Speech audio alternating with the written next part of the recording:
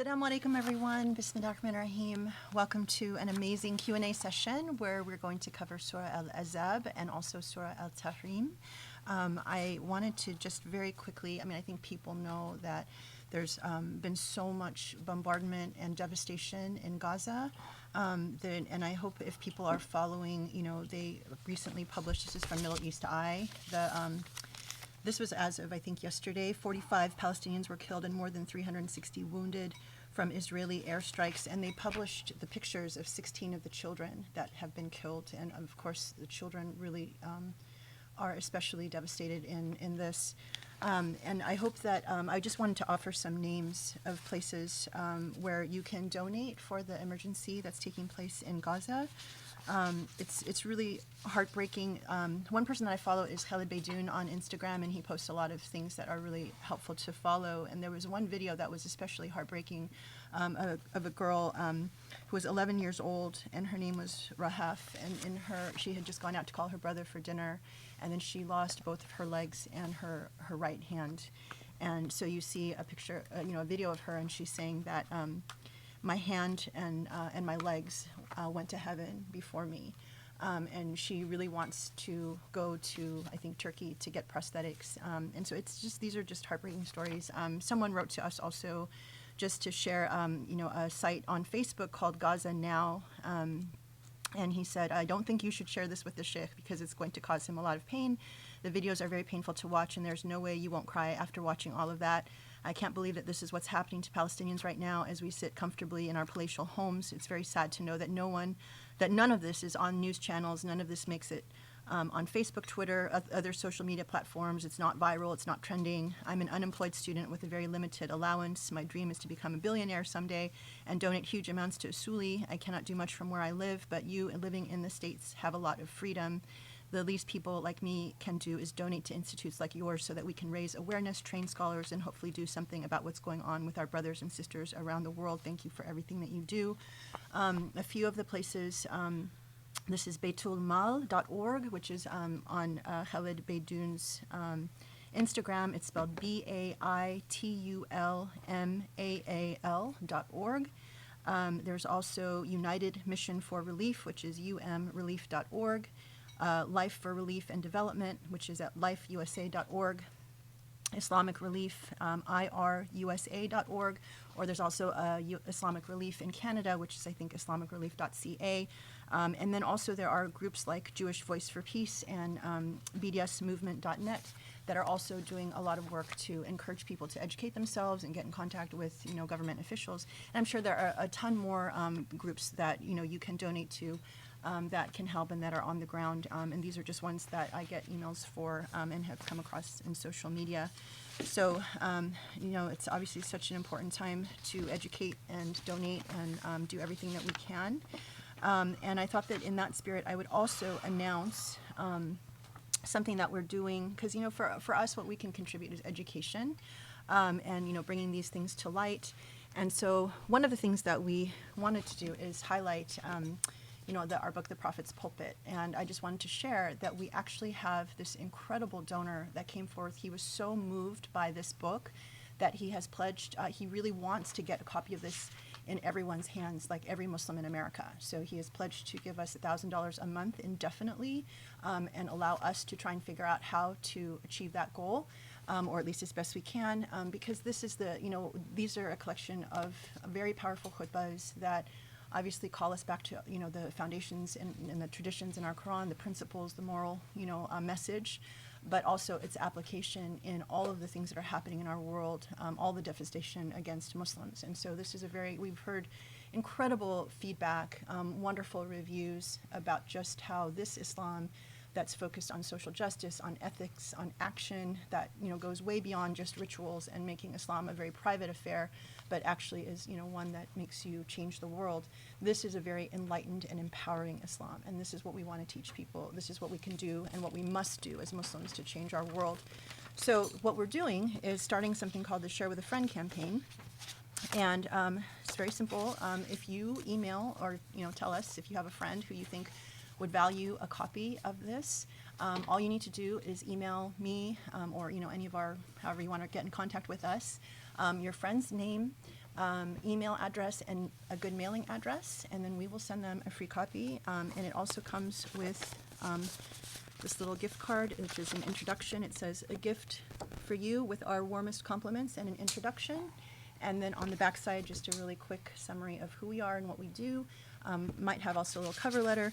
And as a thank you to you for sharing the names of your friends, then we would also be happy to send you your choice of either a Usuli mug or an Usuli t-shirt or an electronic version of the Prophet's Pulpit. So, I'm hoping that we can work together to reach people who we know, because I really believe that Muslims are really here, especially in America or in the UK, we're literally like, 1 degree of separation or 2 degrees of separation from every other person who thinks in this way and can make a difference. And a lot of times, really all that's needed is education, encouragement, and just a feeling that you're part of a community that really cares and is not afraid to step up and do what needs to be done, and can let go of some of the baggage ignorance that holds a lot of us back.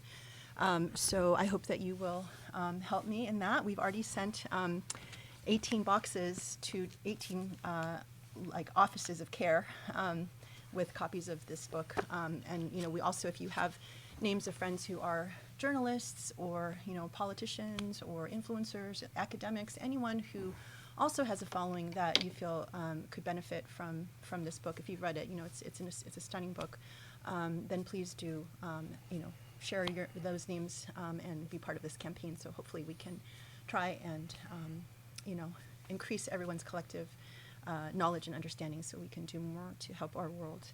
So with that, I am really excited to turn to the Q&A portion of these 2 incredible surahs. And as is always my favorite question to start is to ask if you could just share with us, Shaykh, your personal journey and engagement, I guess first with Surah Al-Ahzab, and then, we'll move to Tahrim, and, the things that occupied your mind, or where you were and what was going on when you engaged with these chapters. Thank you for joining us, by the way.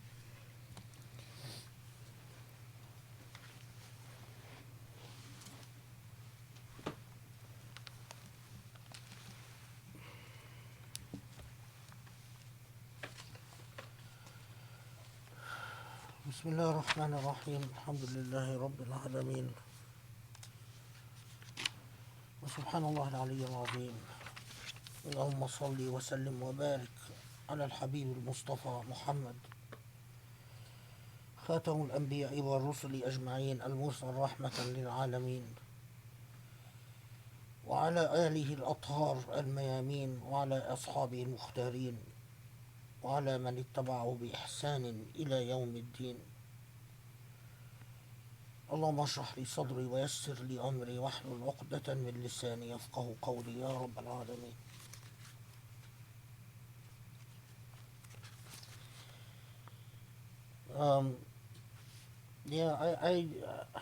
I don't.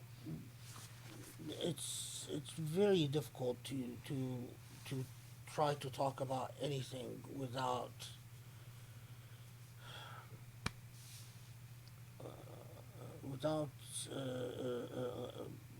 Gaza being on one's mind, and because it is a truth that we cannot run away from or avoid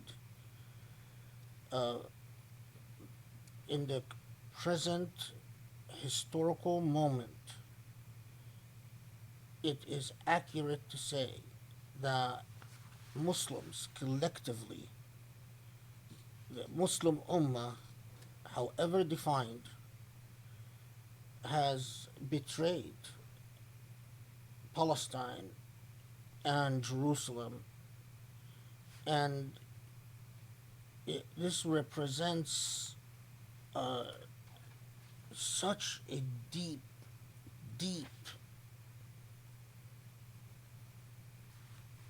ignorance of history and loss of consciousness, loss of identity, loss of moral anchor. Because from Islam really began as a universal religion, as an international religion, not, and I underscore, not when Islam break through in Hijaz and spread to Najd and then spread to Yemen. Islam really became an international universal religion when it freed the eastern territory that was under the dominance and control of the Byzantines.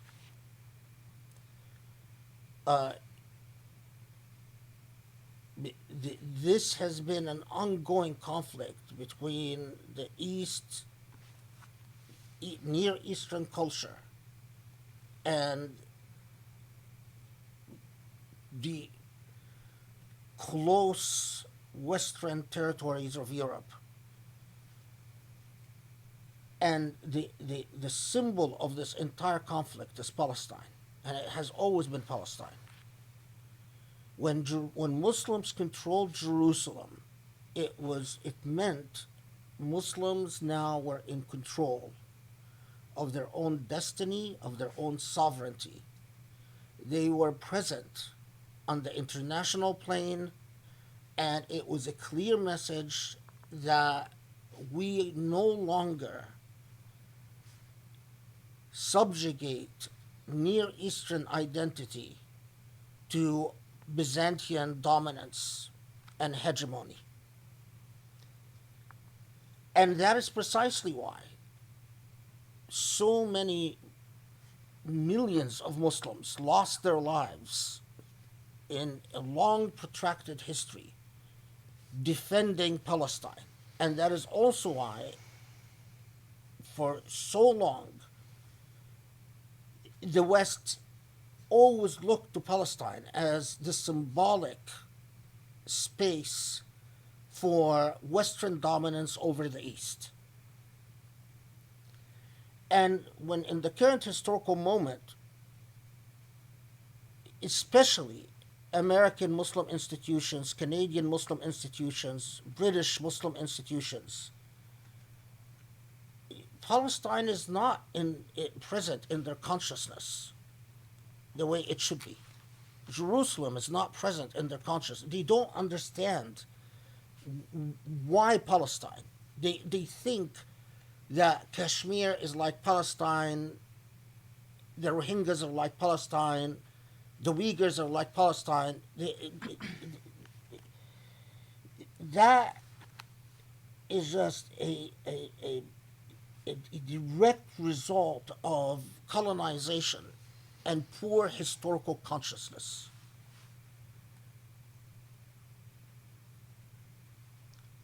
And it is not enough for American Muslim institutions to come out and condemn violence or, some meek statement about how we want peace. It's not enough. Those children that lost their lives, they lost their lives why? Because Israel decided to assassinate a member of the jihad. Why did they decide to assassinate that fellow? That's what started this.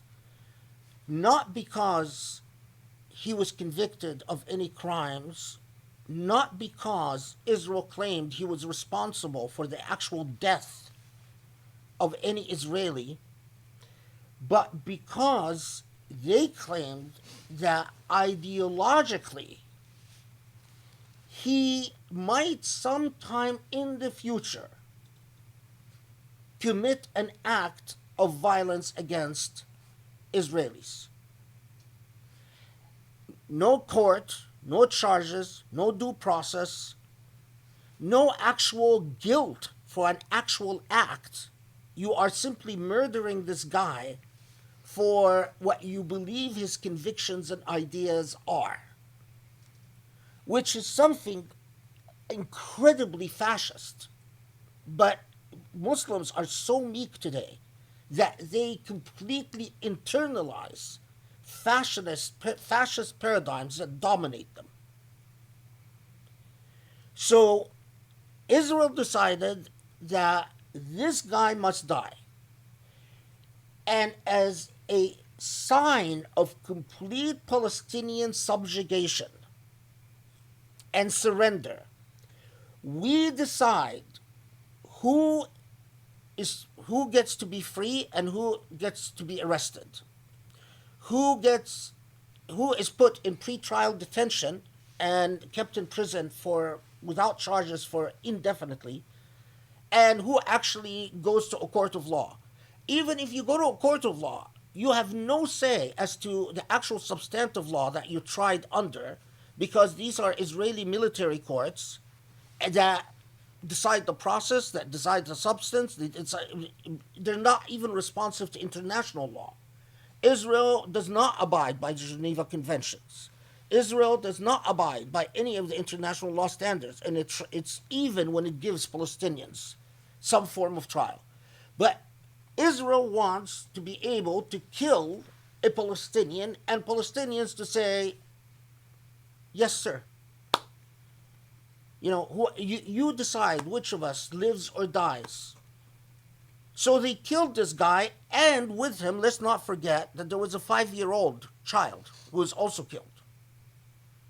And then when the Palestinians say, well, you're not allowed to do this, we're going to respond. This is an act of aggression, and we're going to respond to an act of aggression. We say, well,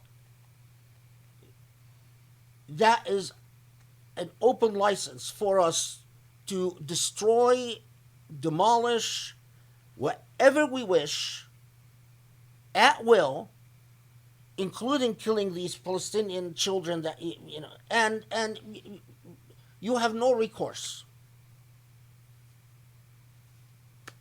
And then in this context, Jum'ah after Jum'ah, Muslim khatibs in Britain, in the US, in Canada,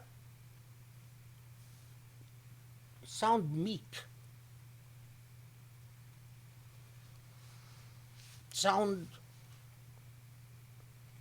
And Muslim organizations. Where's Zaytuna?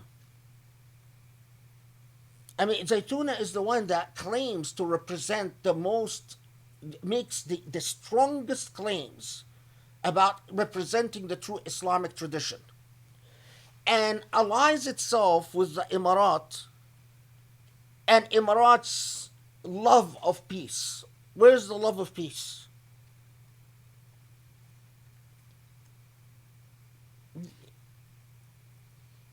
Where's Jerusalem? It's really hard. It's the hypocrisy. I mean, when I think of Muslim academics, and I see in this context a Muslim academic maintain complete silence and complete disinterest, and then publish some learned thing about Shafi'i fiqh in the 3rd Hijri century.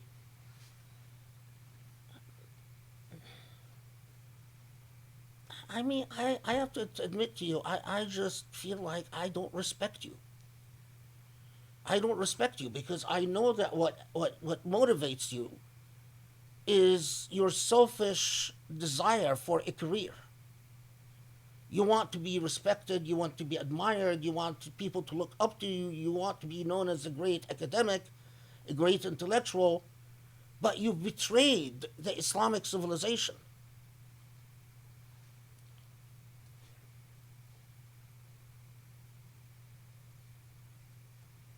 Why do Israeli kids, why do Jewish kids, why are they taught to live and live their lives for a cause?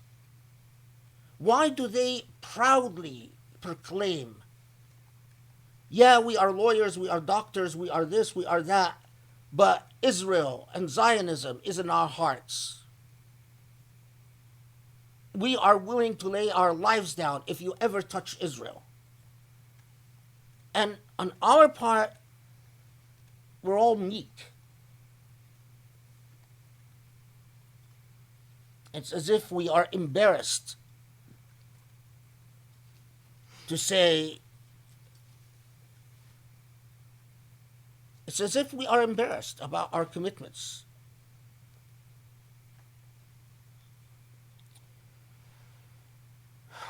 لا حول ولا قوة إلا بالله.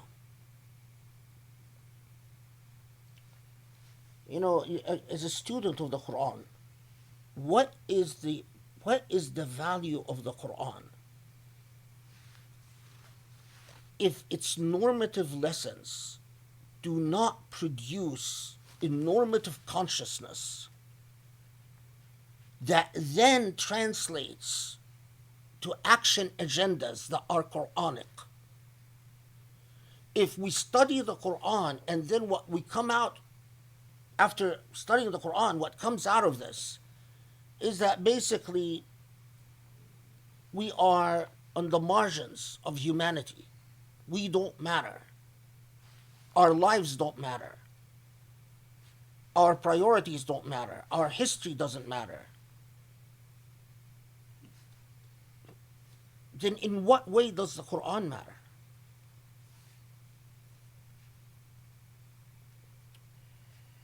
لا حول ولا قوة إلا بالله.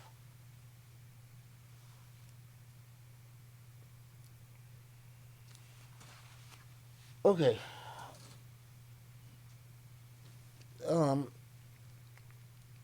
How did I the sort of the stroll down memory lane?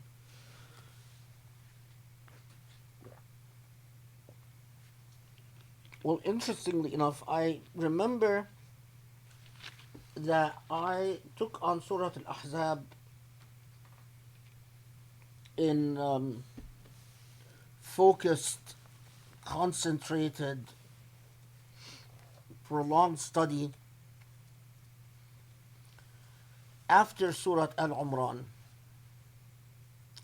It was right after I finished Al-Imran. And I actually wish that I had studied it later. I wish that I had studied it closer to Surah At-Tahrim, because I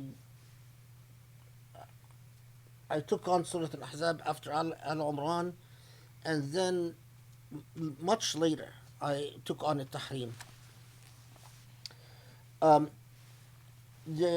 Of course, the dhikr with Surah Al-Ahzab is that core, these core ayat. يا أيها الذين آمنوا اذكروا الله ذكرا كثيرا وسبحوه بكرة وأصيلا, which is I think 41 and 42 and 43.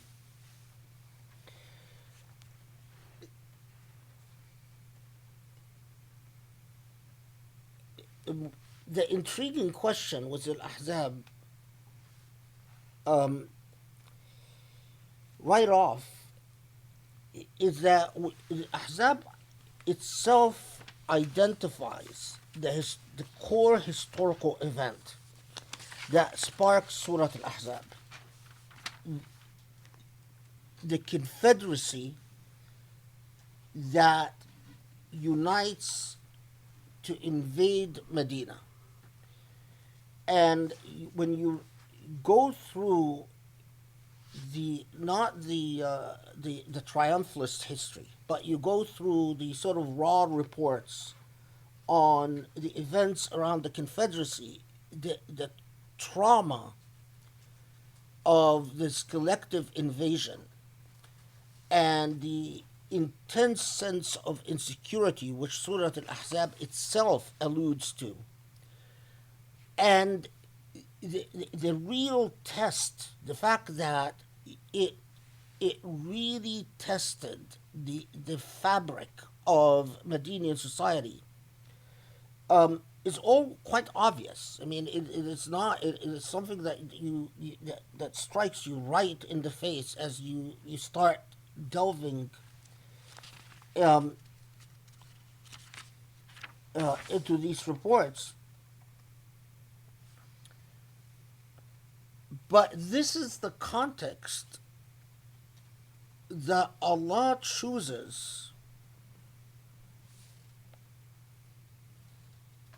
sort of dealing with the threat to the external front by what becomes quite clear as a pattern and practice, as a Quranic pattern, by focusing on the internal front to sort of deal with the issue of the external threat by focusing on the morality and the ethics at the internal front. Now, on the one hand, yeah, it is, you know that it is a nuisance that to have ill-mannered hypocrites harassing women in Medina at a time of intensified and sustained external threat. And we know that from sociology of war, that from just the study of sociological studies, is that when societies are invaded externally, or when there is an intense external threat to society, that this is also the time where society becomes most confused about its ethical priorities. That external threats, that sociologically societies often function like when animals become stressed out, they snap at each other and they take it out on one another. So we know that, and we know from a sense, yeah, okay. But the fact that Allah chooses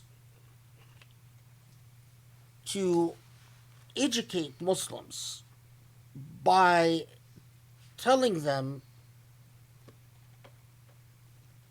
clean up your internal, sort of clean up your household. If you want to be, if you want Allah's support, if you want Allah's blessings in confronting this external threat, clean up your household. I don't know of another text in history that deals with the subject of external threats to society. I'm talking the pre-modern age. I'm not talking about, modern philosophy. I'm talking about pre-modern philosophy. I don't know of another text that makes a move like that. And that's what was really surprising to me. So it is. Now, you also notice that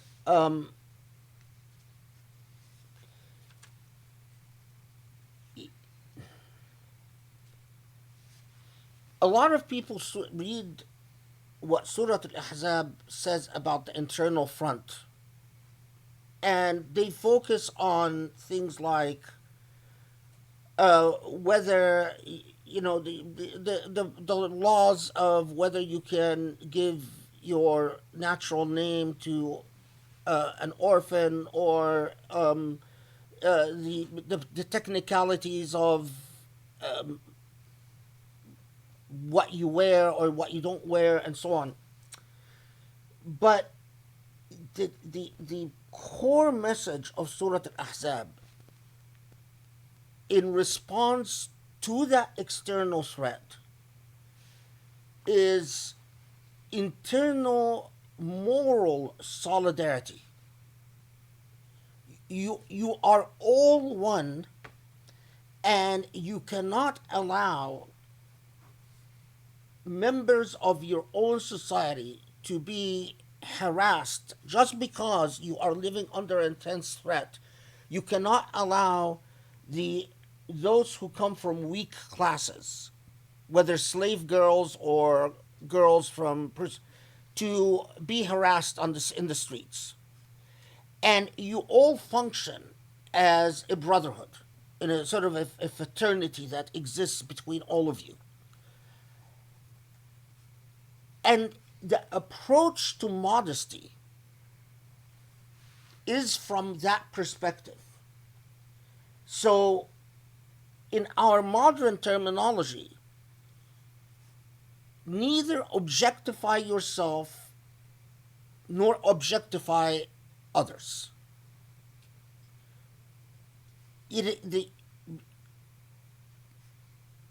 To approach the question of modesty from as if it can be achieved through technical regulations, I think misses the point of Surah Al-Ahzab. Modesty is achieved when you look at the other and think of the other as your Muslim sister or Muslim brother. So modesty is this process of disciplining the internal self so that you can have the proper outlook. In the same way that it teaches you to understand that the wives of the Prophet are your mothers. So we go back to that question in Surah Al-Ahzab of the construction of reality. You human beings construct reality in very profound ways.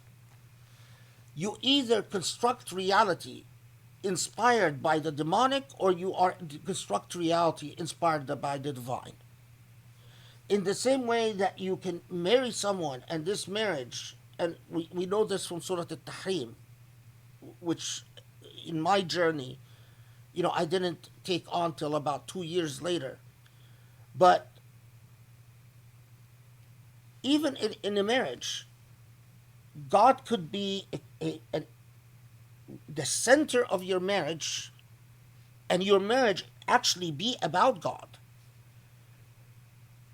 Or in your social dynamics,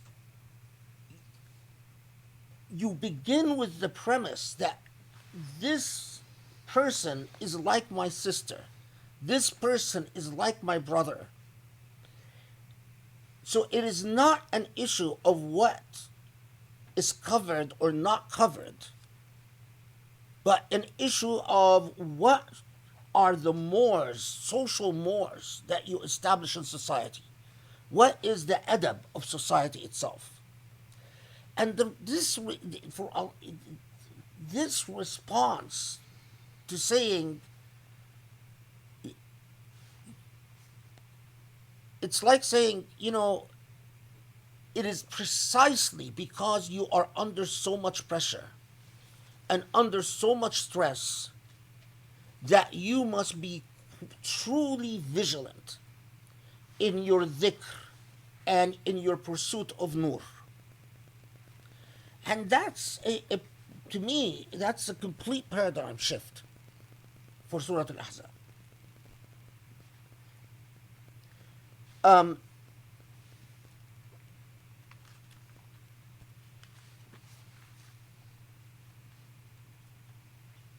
Look at, for instance, just look at just a mini part.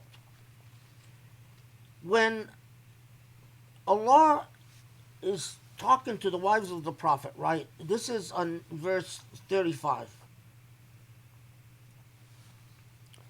And it's telling the wives of the Prophet, okay, you have to choose, which we encounter in Surah At-Tahrim in a different form, right? And again, subhanAllah, here in Project Ulum, Tahrim came right after Al-Ahzab, but in my journey, I didn't do Tahrim till about 2 years later. And Allah tells the wives of the Prophet, describes the women that if they choose earthly life and they choose material things and they don't want to continue with the Prophet, And Allah told them, okay, here is the prototype of the women that Allah will replace you with. And this is like one thing that I reflected upon. The prototype, when, or I actually strike that the prototype of the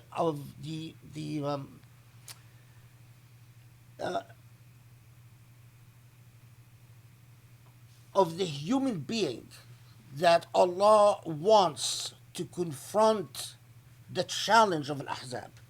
So, المسلمين والمسلمات والمؤمنين والمؤمنات, Muslims, mu'mins, والقانتين والقانتات. A qanat,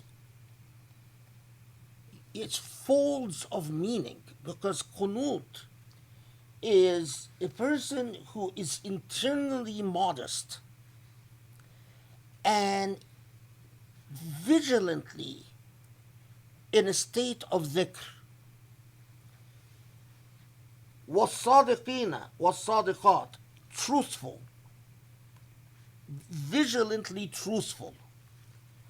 والصابرين والصابرات, and vigilantly patient. Not quitters, not people who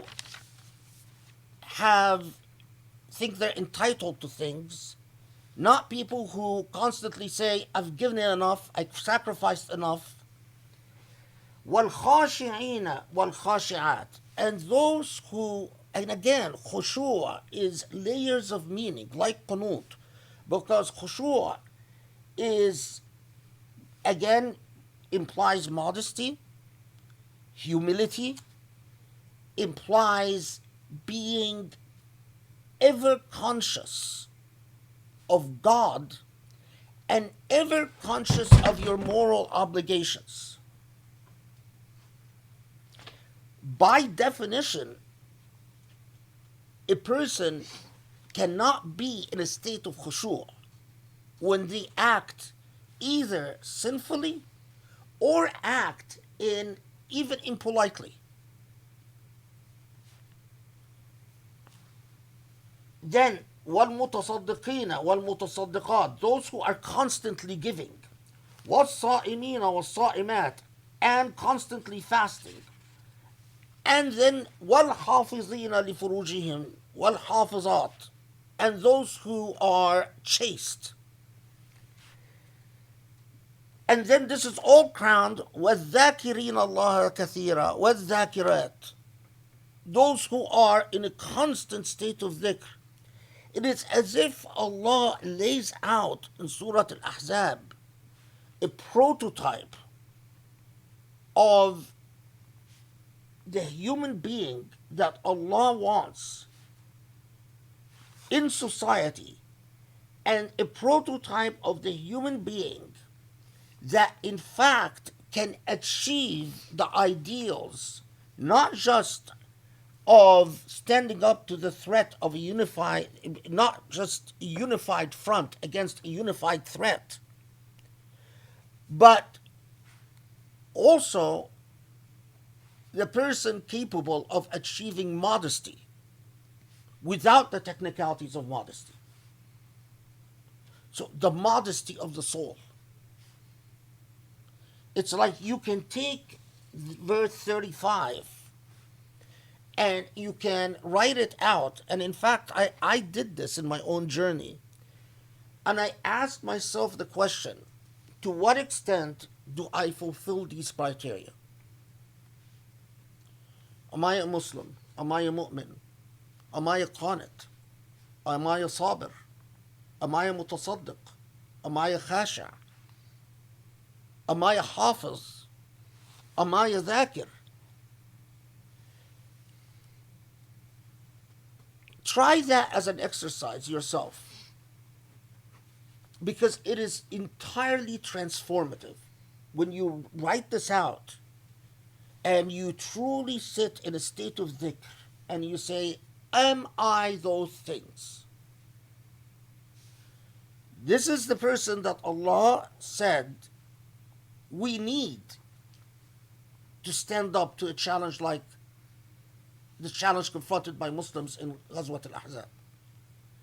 This is the type of person who can think of a woman as a sister, regardless of what she's wearing. Regardless of what she's wearing. And think of a man as a brother, regardless of what they're wearing or what their status is or what their class is. And then you pose the question, to what extent do I fulfill these criteria? It's transformative. So, Surah Al-Ahzab, the thing that I remember the most about Surah Al-Ahzab is that when you read, when you get done with all the reading about Surah Al-Ahzab, you find that Muslims have taken it as if it's about war and hijab. It's as if they've missed the entire thing. The entire thing is modeling the truly morally conscious human being that is capable of truly being worthy of joy of membership in the Prophet's society. Mujtama' al-Rasul, Prophet's society. It's an ideal, but it is an ideal that must be taught and that we must strive for. We must be able to teach people that if you sit and your fellow Muslims are suffering in concentration camps in China, or your fellow Muslims are suffering in Palestine, and you think that you are these things, then Surah Al-Ahzab tells you, shame on you. Because it's all interconnected. You are moral to the extent you care about your fellow human being and your fellow Muslim. That your interests do not end at the borders of the self.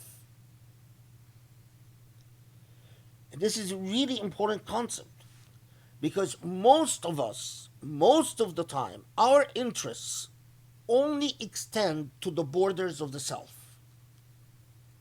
We think of what we want, we rationalize what we want, we project what we want onto others, we see others only through the prism of the self, we create caricatures of the others that simply mirror what the self, the way that the self wants to construct the other.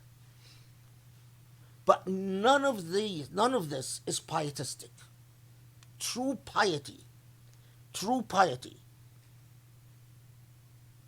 is to be conscious, to hold the self accountable and say, you have no greater right to existence and your desires than others.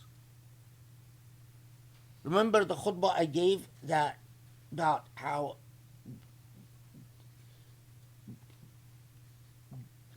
the entitlement comes from the mere fact that God decides X exists. And to truly live in recognition, and this is what the core of khushu', the core of qunut, is to exist in recognition that I don't deserve more than what I deserve. I'm not entitled to more than what I am entitled to. In other words, I exist in balance with everything else that Allah created. And that's no, Surah Al-Ahzab is and I think that it's actually a turning point in Islamic history, because after the Battle of the Confederacy,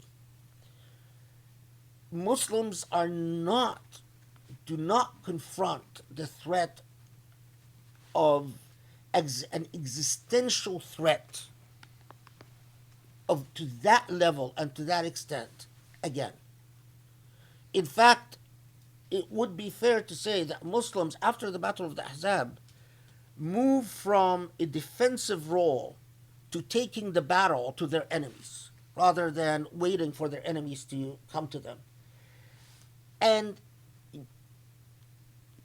from the Quranic outlook, it makes perfect sense why Allah needed to underscore these moral lessons before that next stage. It's like, now you are going to be the word I don't want to say, you're going to be more proactive agents of God, and your ranks are going to swell with more hypocrites than ever before. But at the same time, the imperative of being conscious of hypocrisy and confronting hypocrisy and cleansing your own ranks of hypocrisy from hypocrisy becomes more critical than ever before.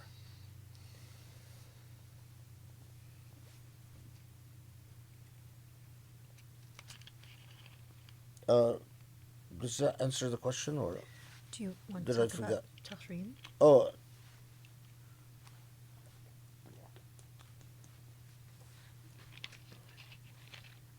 Tahrim, which I And also, what? also if there's a dhikr for Tahrim. Oh yeah. Okay, before I forget, the dhikr for Tahrim, it's what the hell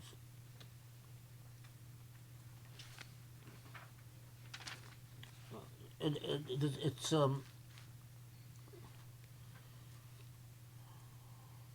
It's 8.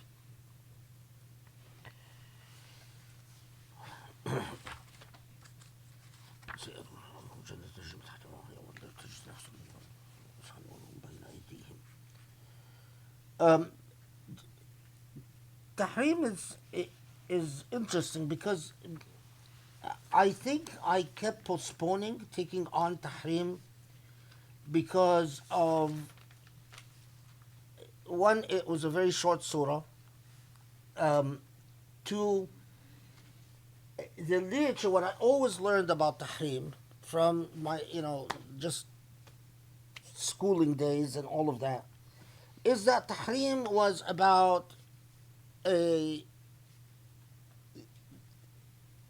sort of an internal family dispute, and that the Prophet ﷺ got, finally was frustrated, finally got fed up, and that in order to appease his wives, the Prophet swore that either he will never, this is what most of my teachers had said, is that he will not ever touch Maria, or that he will never accept a slave girl, or that he will never marry any other woman, or that he will give Aisha and Hafsa a greater share, more than his other wives,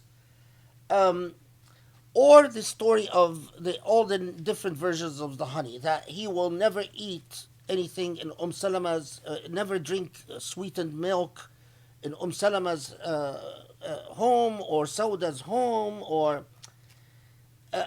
that he will never eat a sweet pastry in Salama's home, or Sauda's home, or Zainab's home, Zainab bin Jahsh. So I sort of just kept putting it off Um, and so, and I didn't. Part of it bothered me because I thought this is not. It just doesn't. It didn't make sense to me. Uh,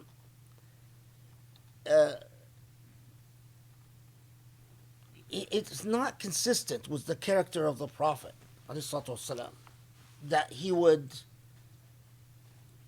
cave in by swearing or taking an oath to be unfair to one of its other wives. It just, to be blunt about it. It's like, okay, to appease you, I'm just going to be unfair to one of my other wives. It just didn't pass the smell test. And it bothered me. But that's all that was in the literature. You can read as much as you want, and that's all you find.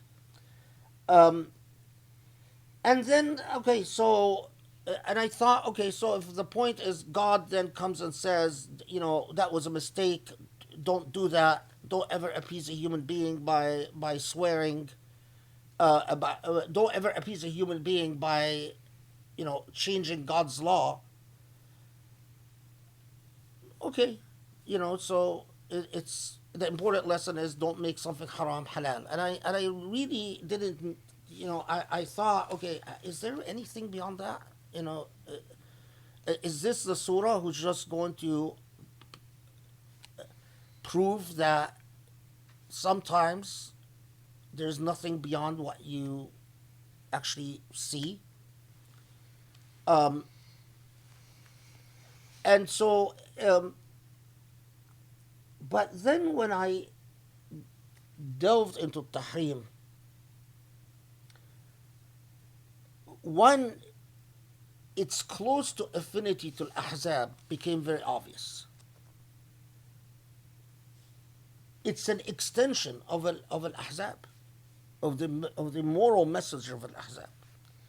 Second, I was really struck by how contradictory and flimsy all the reports about what were the facts of the dispute. That all the reports about Maria and the honey and the pastry and they're all flimsy, lightweight as you can be. And from Al-Ahzab, I had reached methodologically the point that sometimes Allah comes to issues about the personal life of the Prophet and tells us it doesn't matter. The point is not for you to sit there and go over what happened historically, because it's not accessible and it's irrelevant.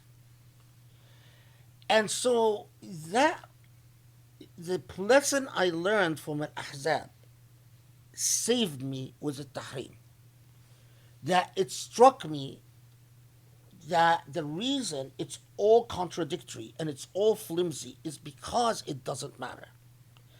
And the one set cluster of riwayas that taught me that it doesn't matter was the riwayah of Ibn Abbas and Umar, where Ibn Abbas comes and asks Umar, what was this about? And Umar says, it was really about the role of women.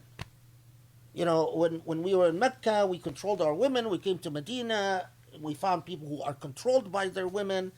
And, it was the wives of the Prophet, because they were a model, they were an example unto others in Medinian society. Whatever they did, women in Medina paid attention and imitated them. And if the wives of the Prophet were attending Jum'ah and attending Fajr prayers and Isha prayers and going out walking the streets in the dark and insisting on being there in Salah in the mosque, when you read enough history, you realize to what extent that was truly revolutionary. And if the wives of the Prophet, if it's getting around that, the when I one of the things that you learn even in Egyptian culture among my grandparents is that my grandmother never raised her voice to my grandfather and never answered him back. This is among my grandparents.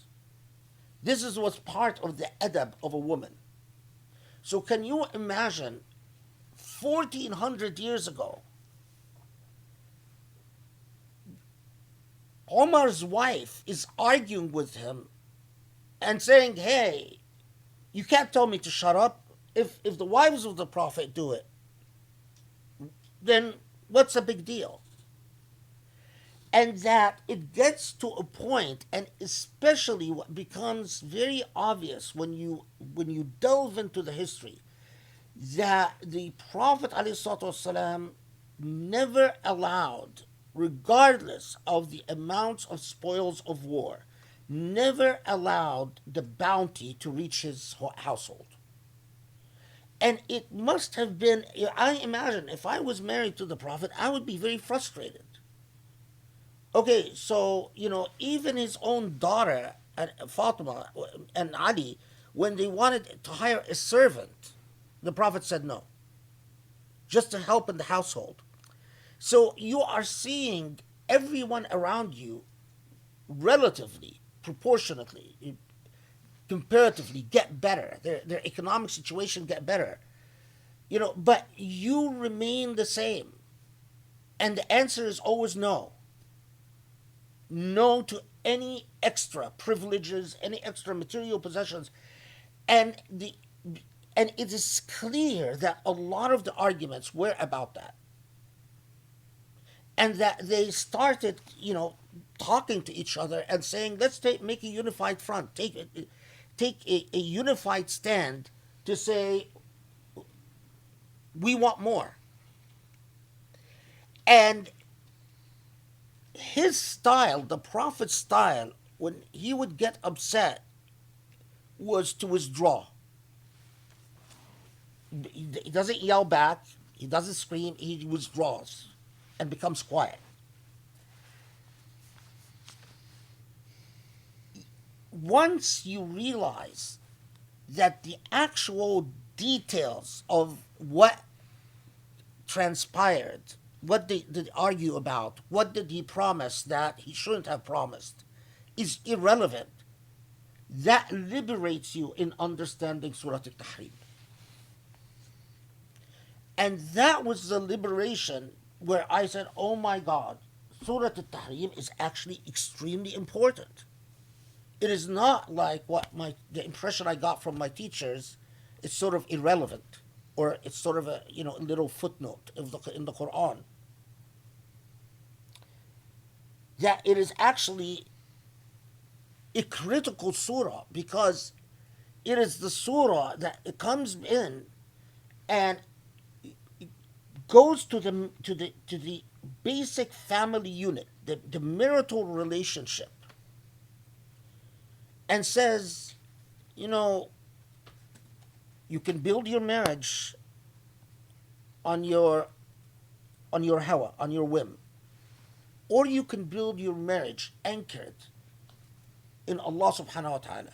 But understand that this is a real challenge, a challenge that even the mothers of the believers struggled with. And the possibility of betrayal is very real. And Allah, the lesson from Surah At-Tahrim is that don't let betrayal break you. Because there will be many of you who want to walk the path of God, and you will find that your partner quits on you all of a sudden. Don't let it demolish you, because there is also the mod. And then the thing that blew my mind in Surah At-Tahrim, and which I consider a real discovery, is that Allah ends Surah At-Tahrim was the model of Maryam, the woman who achieves completion on her own without a man. So Allah comes to the active role played by females and the social frustration with females as exhibited by Umar. The social frustration was this active role, the complaining and the social tensions that arose. Nothing in Surah At-Tahrim limits the role of women in response to that active role, but in fact ends up validating it by ending Surah At-Tahrim with the model of Maryam. So Surah At-Tahrim, the message of Surah At-Tahrim, what I came to believe was way ahead of its age. It was, there was no way that the audience of Surah At-Tahrim would, for centuries, would understand the significance of ending Surah At-Tahrim with the model of Maryam. But at the same time, it is significant that notice that the conversation that is reported to have taken place between Ibn Abbas and Umar ibn al-Khattab, where Umar ibn al-Khattab is telling Ibn Abbas about this whole gender war that went on. This conversation is taking place after the death of the Prophet. And it is taking place not in a context in which people understood Surah At-Tahrim to have come in and, for instance, put women in their place. In fact, quite the contrary. So, no, Surah it is, I felt at the end of my journey with Surah At-Tahrim, and it wasn't a long journey. The longest part was tracking all the riwayat of the ahadith about Maria and the honey drink and all that. Because when you go through the asanid, it takes a lot of work and it's a lot of research and it takes a lot of time. And this was, of course, before the days where, maybe there were computers that I could have used, but till now I wouldn't know how to use these computers. So I'm doing everything, old style, where you open a book and you look through indexes and so on and so forth. But no, it's not the way I was taught. The message of Surah At-Tahrim is quite significant, and it's the seventh that the seventh Hijri year. It is we know in retrospect that we are approaching the end. And we are approaching that point where the message of the Quran is going to be complete and done, khalas. And as we ramp up to that closing point, the final messages have that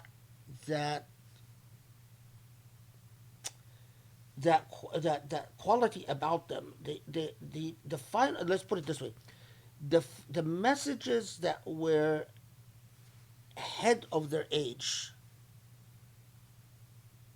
tend to be concentrated in the last 3 Hijri years. That's where you find most of the messages that you come to and you say, whoa, that's epistemologically, we don't even get to understanding something like that for centuries later. And most of that occurs in the last 3 years. Okay.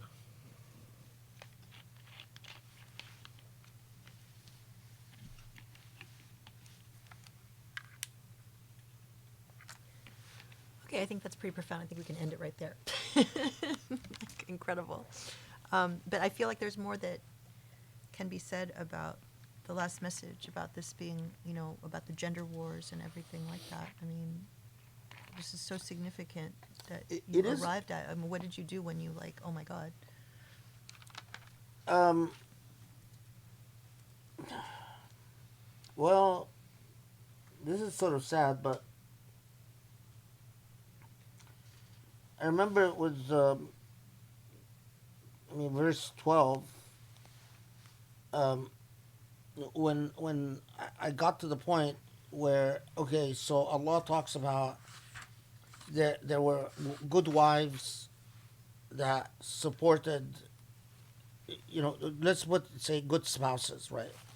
And then Allah closes with Maryam, and in the same way, telling us there are people who quit along the way, and people who even betray, and people who stick with you and are true partners, and then there are people like Maryam who doesn't need a partner.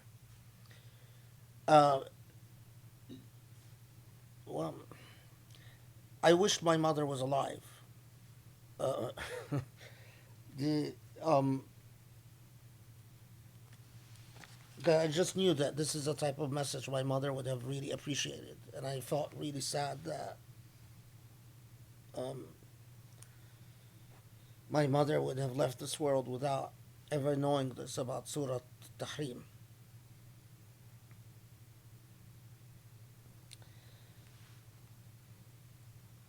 So yeah, but I the interesting thing is that I kept going, I kept praying on it because I kept saying, well, God, now that I see it, it's so obvious. Go back and read Surah At-Tahrim. Now that you know about it, go back and read it. You'll see it. It's so obvious. But yet, how could something so obvious not be noticed for centuries? And so I just that gave me that a sleepless night. I mean, it's so obvious, and once you see it, you can't unsee it. Um, and it's it's only it would take someone who is determined to deny the Quran its brilliance to deny it. That point, its structure is very clear. It starts out with the wives of the Prophet, say, listen, it's not about you guys, it's about God. And then goes on to talk about, listen, there are plenty of hypocrites and plenty of people who pretend to be with God, but they're not with God. Question is, who are you? What type of person you are?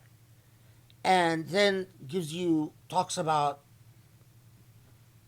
those who betray and those who don't. And then ends up with a person who achieves union with God without a partner. It's obvious, you know, and it's symphonic.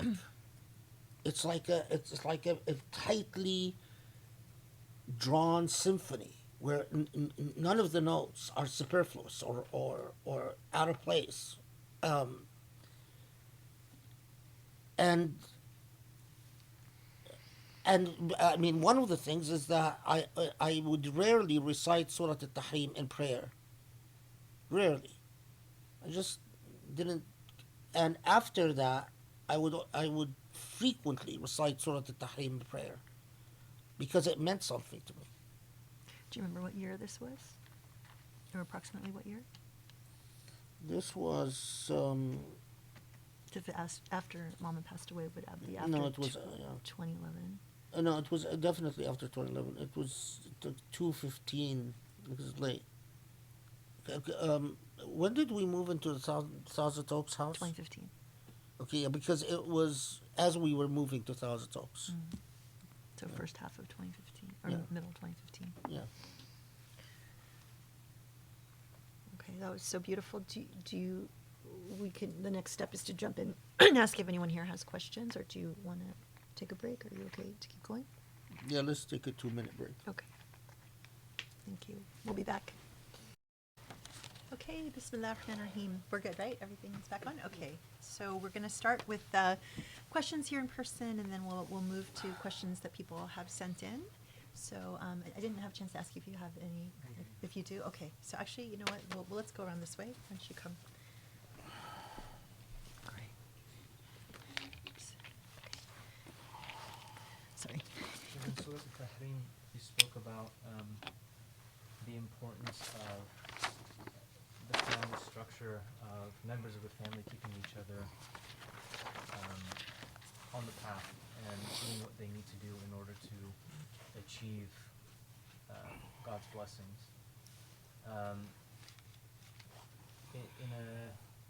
In a kind and loving relationship, it can be difficult and challenging in order to talk about something so personal as one's relationship with God, without coming off judgmental or seeming holier than thou, or allowing a wedge for Satan to be able to come in and confuse and meddle things, especially when people are so closely related. So I wanted to first ask you, what kind of tips can you give us, given that all of us are beginners and not points of authority in a relationship? How does one go? What are the etiquettes about speaking to one's partner and family in the greater sense about that sort of thing? Yeah, that's a good question.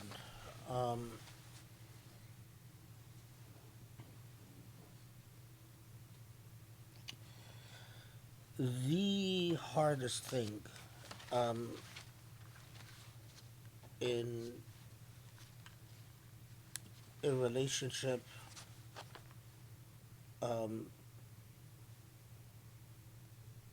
is the simple words ittaqillah, fear God. These two words are, subhanallah, they're the hardest in a marriage, they're the hardest in a friendship, they're the hardest even in creating social structures of political authority. Because we talked about how tyrants hate these words, and anyone that tells them the words attaqillah,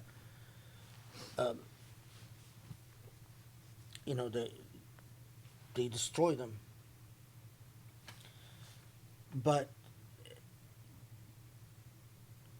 and of course, and let's be very blunt about it. It is the clash of egos, because it's the minute these words are said, an ego is threatened, and an ego is threatened because and shaitan, shaitan is always comes in and says these words are being uttered not because of God, but because this person wants to control you. This person wants to be dominant over you. And the path to shaitan is always the illogical stance of, well, if you're going to tell me ittaqillah, then I will look at what things you do that where you don't have taqwa and say you're a hypocrite. So it's always blocked with the claim of hypocrisy. So it always becomes a non-starter. And instead of in a relationship, ideally in a relationship, you are become, you complement each other's conscience. That if a ideally you would have the type of trust and the type of respect and the type of dignity that if someone alerts you that you might, your behavior is in fact might be not mindful of God, is that you take that at its own merits rather than um, looking at the ulterior motives or looking at the ways that you're being a hypocrite. Um, but it is the hardest thing to achieve because the way that Allah is centered into in a relationship is that you in fact are complementing the, the damir, the conscience, one one another's damir, so that you are um, now. So what I can say is this: is that it is something that like like everything else that we achieve in any relationship, it is something that needs to be worked at, needs to be agreed upon, and you can help one another by being honest about the triggers that aid shaitan. So you agree from the beginning. Part of the reason I am with you is that if you see that I am slipping and I am angering God, that you tell me honestly that in your opinion I am slipping and I'm angering God. That is crucial for a relationship that is anchored around God.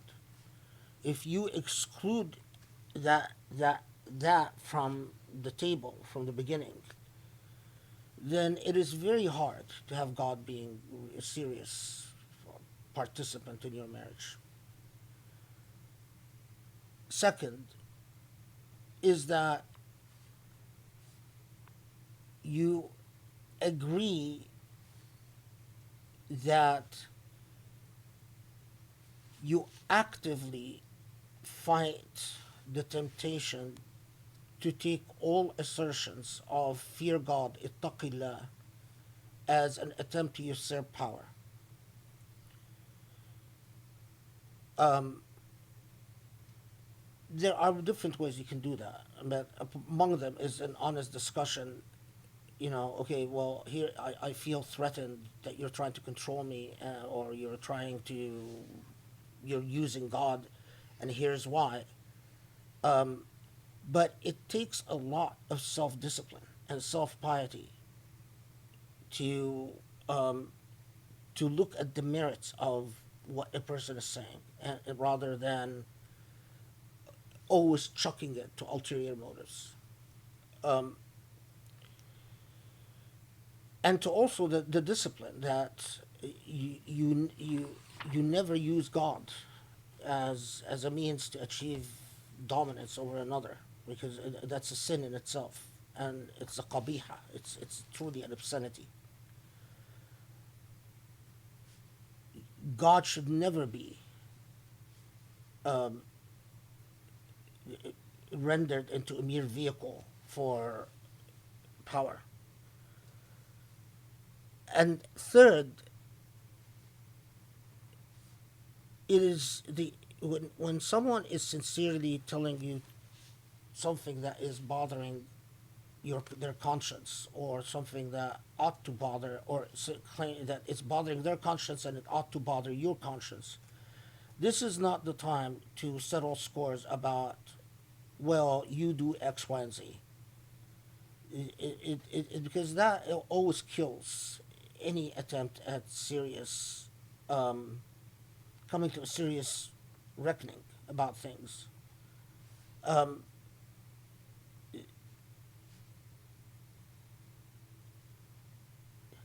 if you truly believe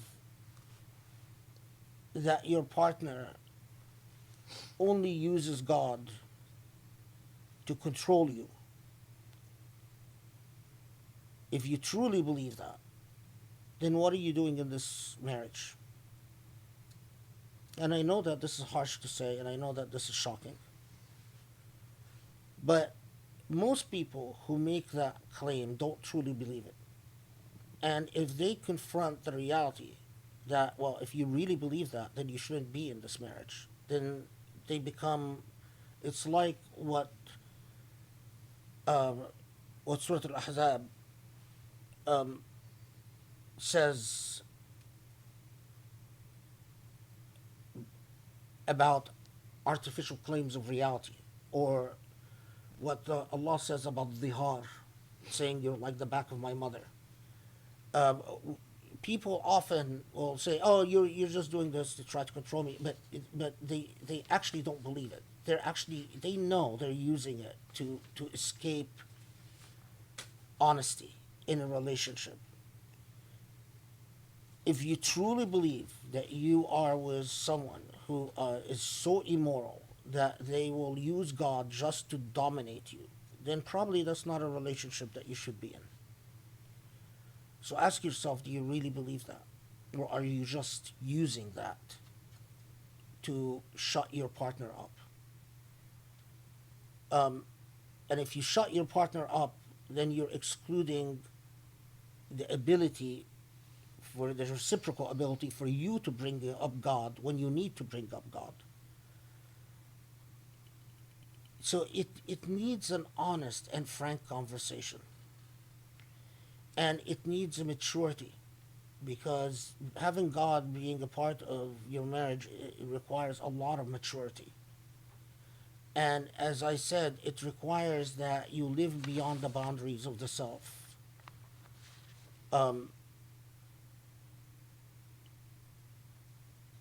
it is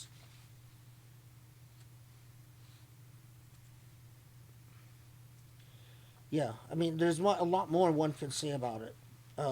But remember that Allah subhanahu wa ta'ala tells the Prophet alayhi ittaqillah.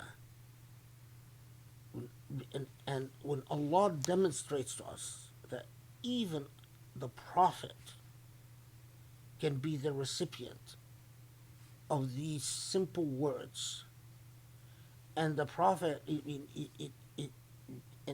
it is there to teach us the type of humility.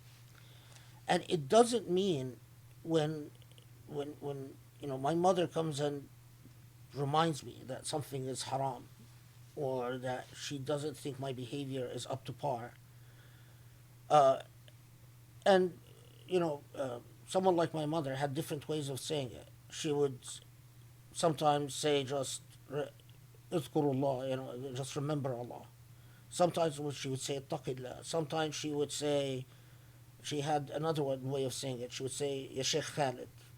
I knew that when I would hear the words "Ya Shaykh Khalid," it meant she's not happy with something that I'm saying or doing. Not happy from distinctly an Islamic point of view. So she's reminding me that I should be more. Um, Now, it would be an easy way to shut your partner up to say, "Well, you're not my mother." But it's not my mother's status as my mother that it is the role of God in our relationship that made me willing to accept hearing these words from her. And because I knew that she her commitment is to God before anything else. Um,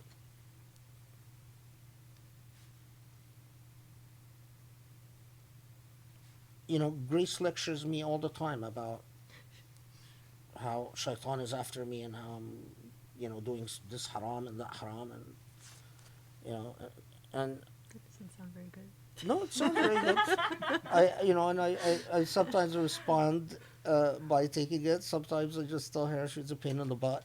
Um, you know, uh, no, it's healthy for God to be present, and it doesn't mean, although I call her a pain in the butt, I'm grateful. Um, Afterwards, I don't tell her I'm grateful always, but I'm grateful. Um, because she's, and when all is said and done, she's saved my ass, my butt, in many Yeah, situations. Language.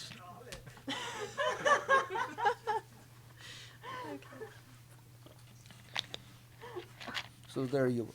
Thank you. All right, Rami, did you want to ask your question?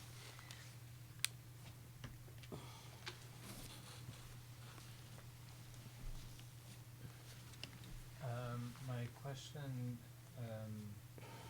well, first of all, we don't know what the exact object of the tahrim was in Surah At-Tahrim, so my question is, what's the significance of Surah At-Tahrim having that name?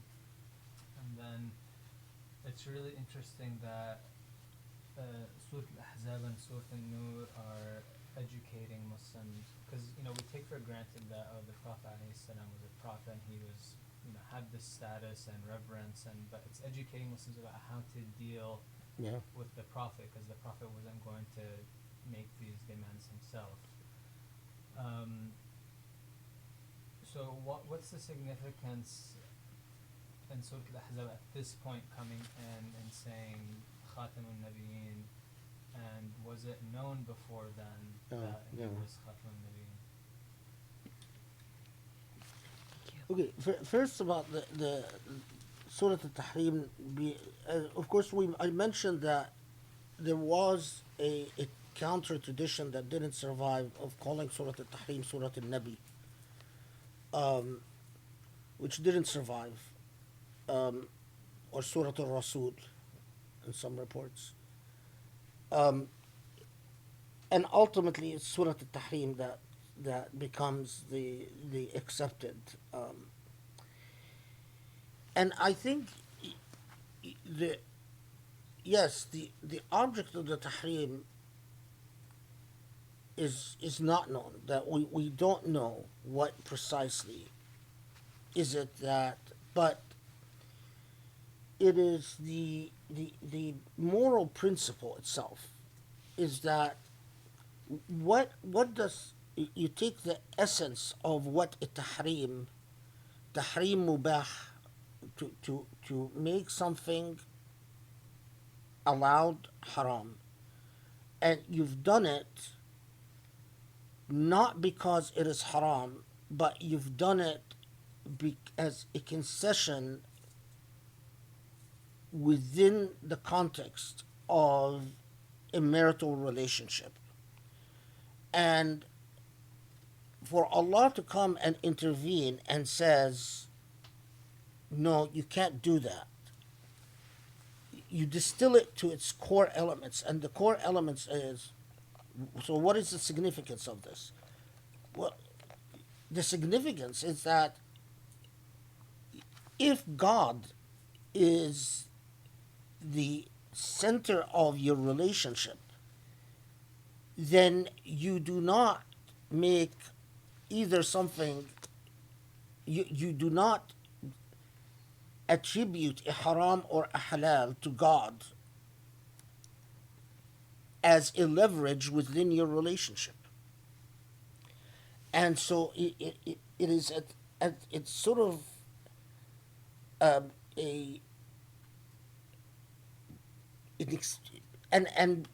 I think it is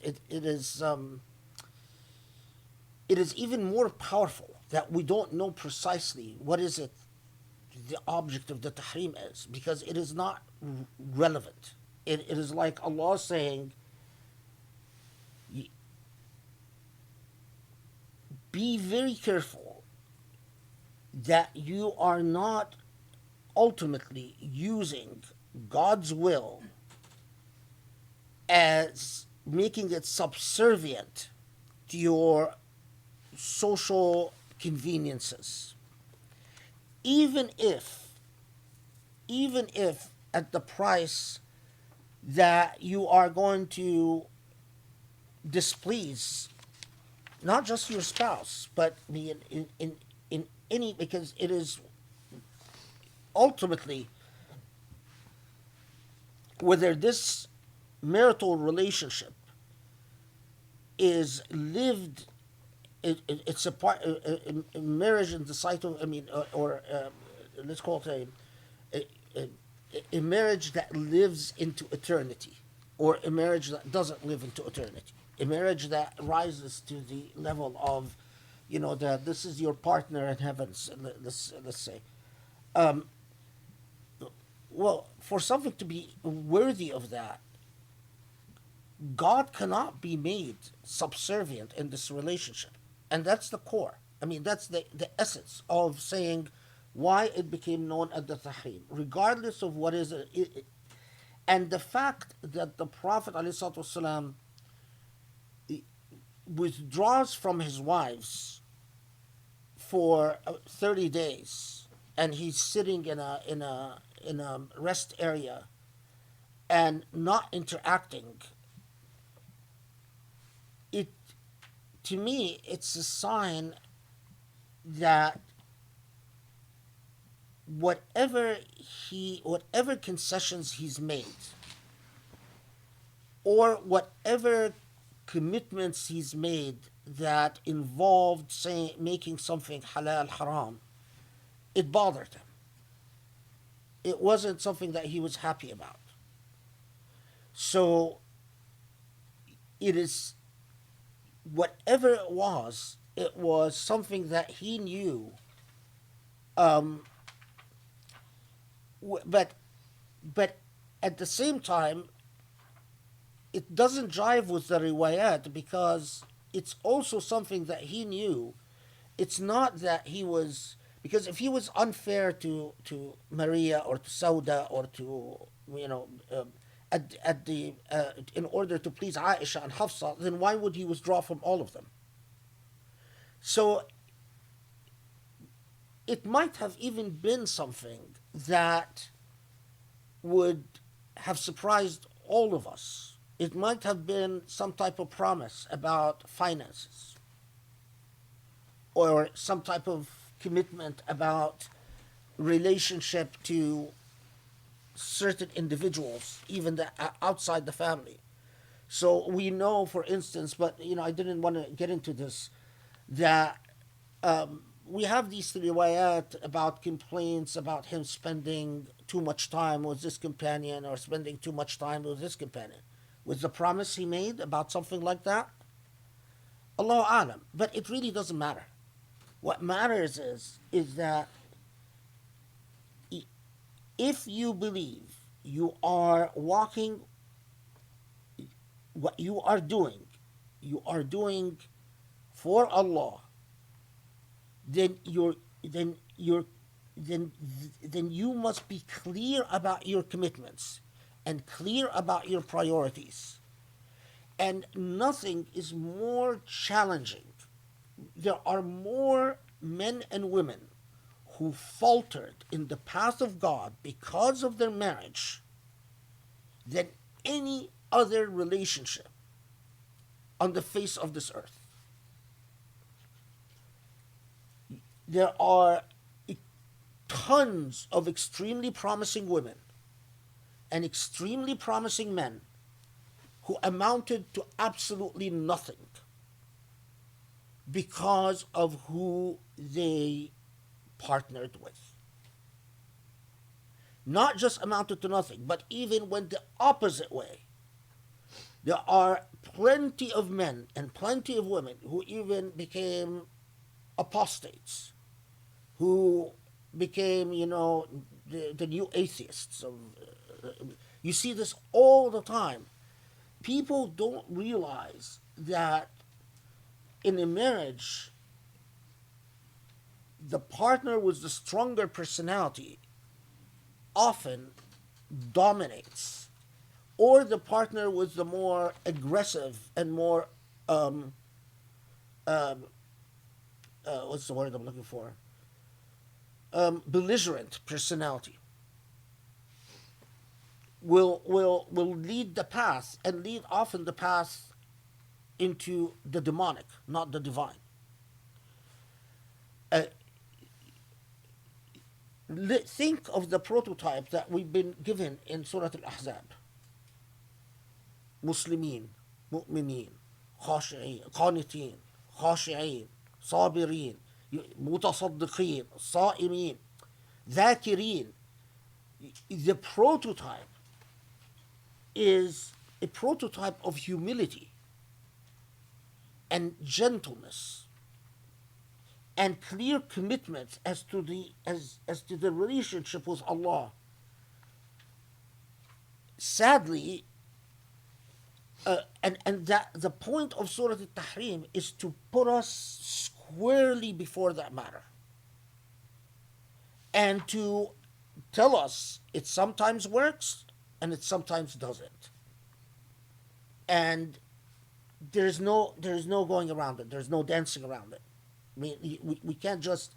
There's no window dressing of this reality.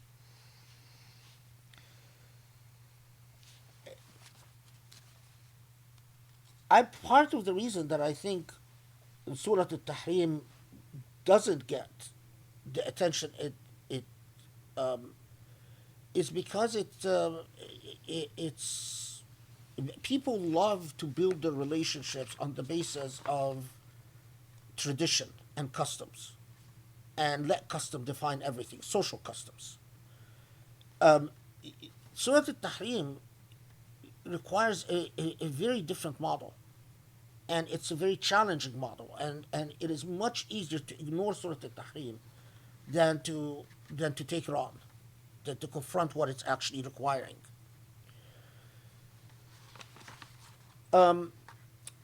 The other question, it's a very interesting point, because Surah Al-Ahzab is where um, we get the clear mention that the Prophet ﷺ is Khatamun Nabiyyin. And there have been actually some scholars that have written about this and said that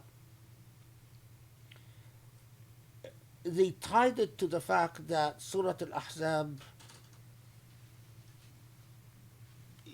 is that this turning point where now the battle is no longer just with Quraysh. The battle after Surah Al-Ahzab is with Kufr in Arabia. And that after the Battle of the Ahzab, it was really became a confrontation between the new message in Medina and the old institutions, the pre-Islamic institutions in Arabia. However,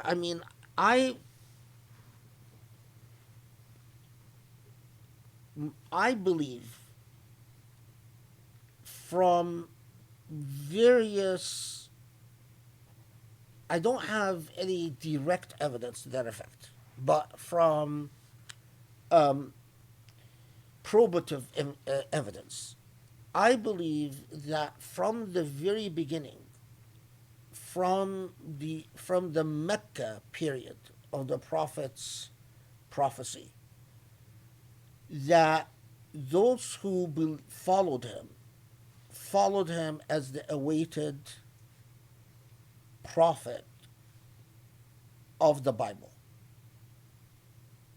and that this is the prophet foretold in the Old Testament, and the prophet foretold in the Old Testament is an awaited Messiah, after which there is no other Messiah.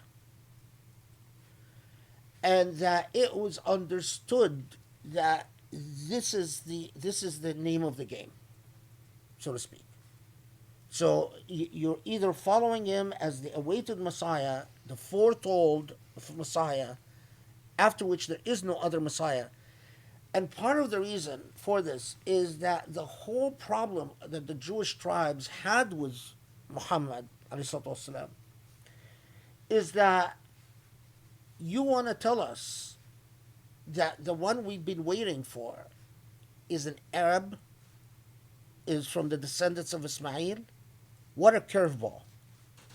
We were waiting for that Messiah, but we all thought it's going to be from the descendants of Isaac, a Jewish prophet. And it wouldn't have been such a central issue if that was not so. Yes, I agree that it is important that Al-Ahzab says it, but I think Al-Ahzab said what was already common knowledge. Is it significant, as some scholars had claimed, that for after Al-Ahzab it's the turning point upon which the war is with Kufr in Arabia and not just with Quraysh? I think the historical evidence is more problematic than that, because even after Al-Ahzab, we know some tribes the Prophet ﷺ made peace with, although they remained at Kufr. And we know that some tribes remained at Kufr long after the death of the Prophet and didn't really convert till Umar's Khilafah or so on. So I think it's a bit of a such a drastic to see that Khatam al-Nabiyyin and the it makes sense from if when you're writing pietistic history, but I don't see it as real history. Too many contradictions.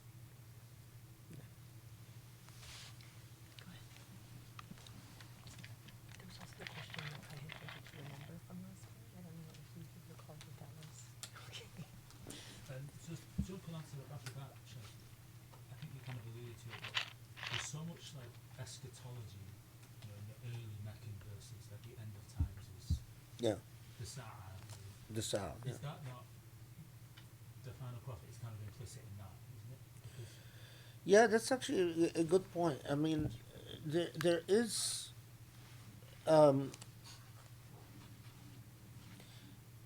so much of the Quran, especially in the Meccan Quran, it is telling us that the end of times is close relative to Quranic times. I mean, of course. And that is consistent with the idea of awaited Messiah fi akhir zaman. I mean, I think that there has been a tendency.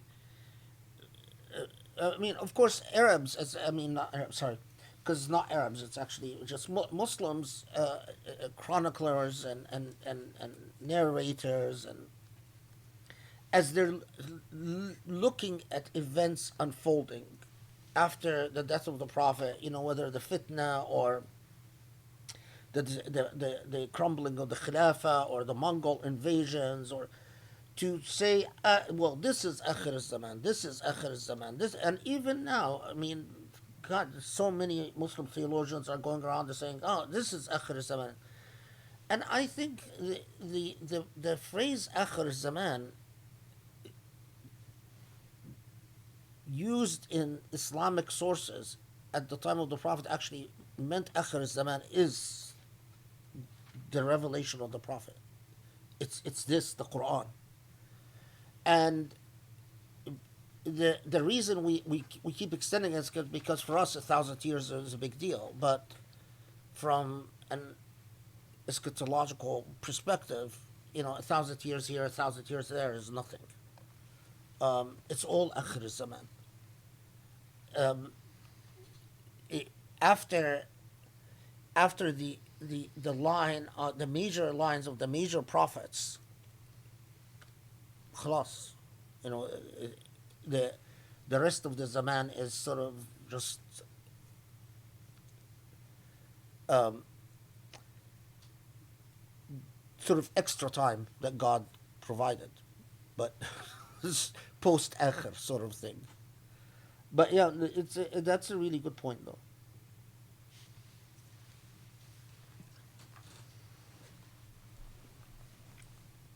Thank you, Shaykh. My question is more about Surah Al-Ahzab. Um, in Al-Ahzab, you spend a significant time, or you spoke about the concept of Siraj Munir. Yeah.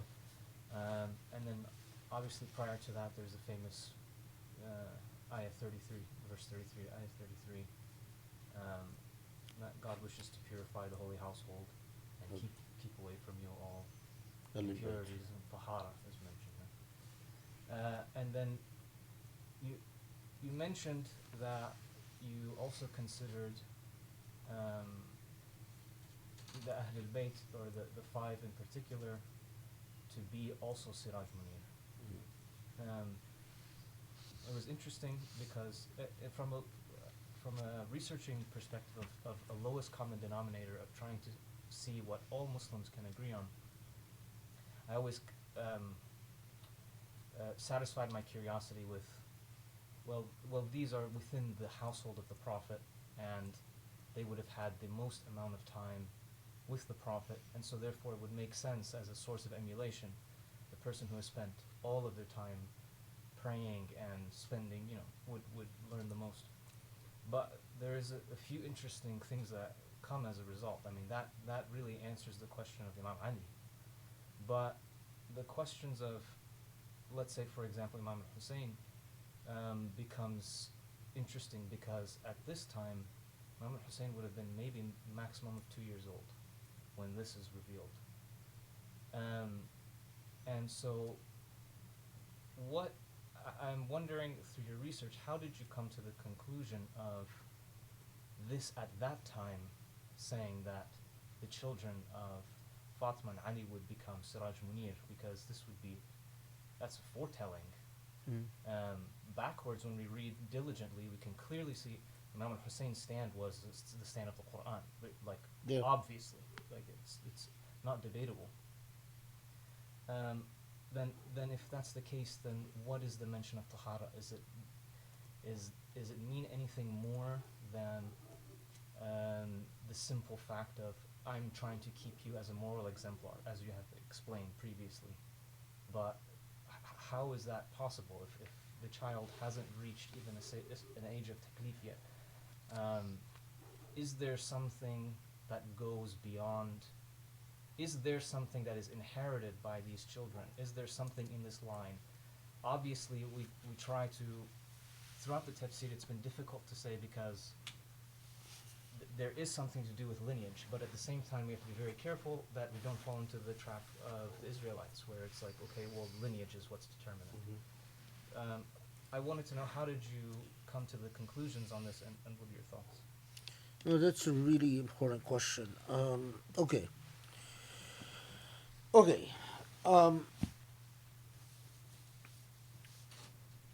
Allah tells Al-Bayt meaning the household of the Prophet ﷺ, in Surah Al-Ahzab, that Allah wishes to purify you. Now, يطهركم تطهيرا, which grammatically means an ongoing process of purification.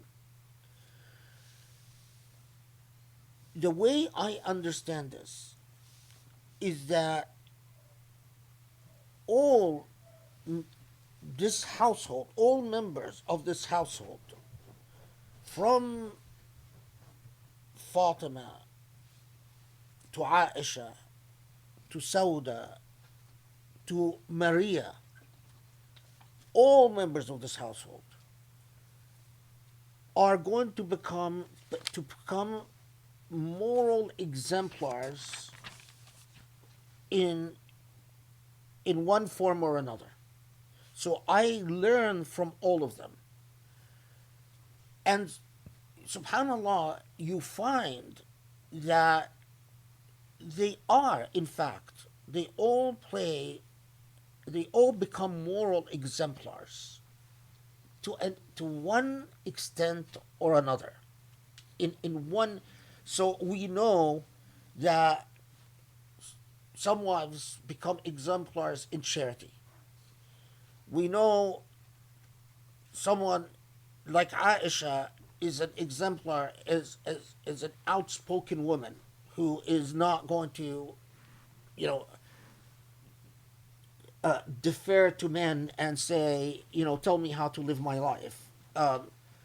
We know that someone like Maria is an exemplar in gentility and in her tenderness and her sensitivity. So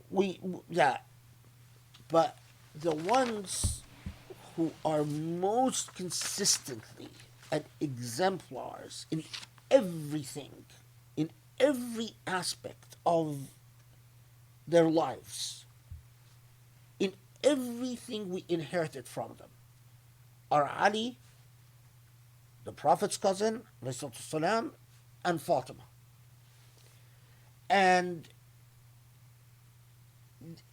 they whether the inherited tradition, whether as documented by Shia or documented by Sunnah or documented by even Ibadis, who are an interesting case, but what the amount of moral beauty is if you are an ethicist, if you are a student of virtue and ethics, and you are doing, you are approaching them from the perspective as ethical thinkers, the yield from Ali and Fatima cannot be compared to the yield from anyone else. It's just not even close. And even with some later Sunnis trying to doubt the authenticity of Nahj al-Balagha, then that begs the question: who authored Nahj al-Balagha? Because it next to the Quran, it is second to the Quran. It is the most consistently moral text we have from the Islamic civilization that can truly establish an entire civilization on its own. So who could have authored that? Not even, you can't compare it to the hadith that we have from Abu Bakr or Omar, or just that just is a mere ignorance. People who just it's just because they don't know. They haven't done any systematic study. Now, yeah, you're right. We don't want to fall into the Israelites thing of blood being holy and all that. But you have Al-Hasan al-Hussein raised by these parents. We also know what all the traditions, even Sunnis and Shias, agree on, where the Prophet ﷺ predicts that these two are going to be the Sayyids of Jannah.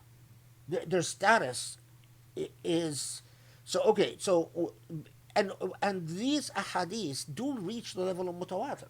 I mean, again, Sunnis and Shias agree that they are the status of Hassan Hussein, and what the Prophet ﷺ tells us about the role that they're going to play is often reaches the point of tawatur, and that they're moral exemplars with the efforts, all the efforts across centuries for their opponents to malign them and slander them and destroy their reputation. Despite all of that, in the same way Allah protected the Quran, Allah protected their historical memory, because the fact that despite centuries of concerted efforts by the state to destroy the reputation of Al-Hasan al-Hussein, we can retrieve their moral examples, is a miracle. Now, we haven't talked about this, but on top of that, we have a very serious issue. And that's something that in modern Sunni Islam, people go out of the way to ignore, but what is known as Hadith Ghadir, where the Prophet ﷺ tells us that the moral example, and I take Hadith Ghadir, it's more critically, it's the moral example than the political role. The moral embodiment of you want to see a living example of the Quran, it's Ali. And this is the father of Al-Hasan al-Hussein. It is undeniable.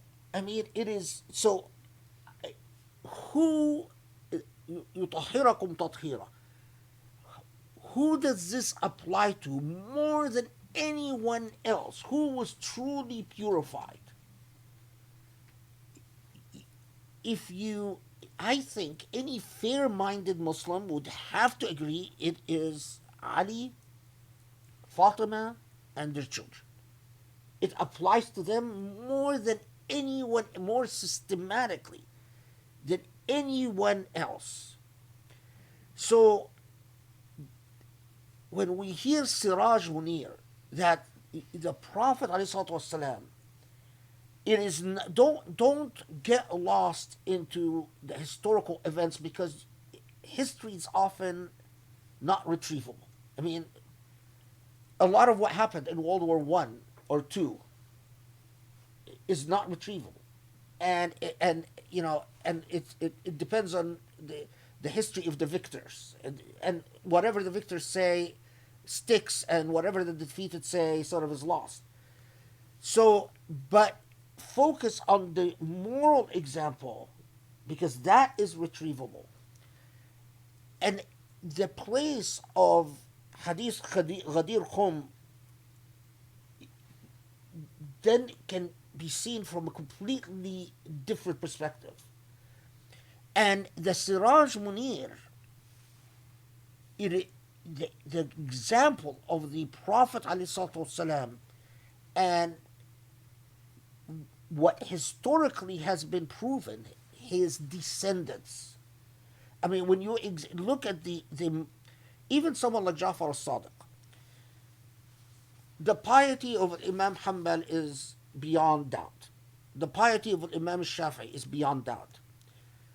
The legal opinions of Imam Shafi'i and Imam Ahmad ibn Hanbal is, but the moral example of Imam Ja'far al-Sadiq is documented and preserved in a way that cannot be compared to the way that the moral example of Imam Shafi'i or Ahmad ibn Hanbal was documented and preserved. But this requires focused, concentrated scholarship, not just knee-jerk proclamations. Because if you have people who call themselves scholars that compare Muawiyah to someone like Ja'far al-Sadiq, this is the point where you get into farcical history, because it's just not even close, not possible, not even. It only becomes possible from politically predetermined stances, not real scholarship. So no, I think if subhanallah, Allah tells us that the Prophet ﷺ is Siraj Munir.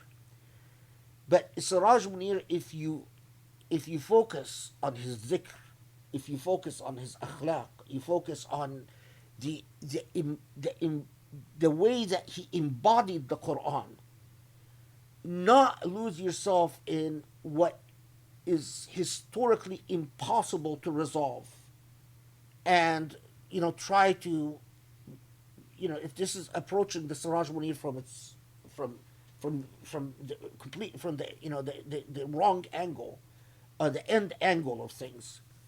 Um, but yeah, I mean the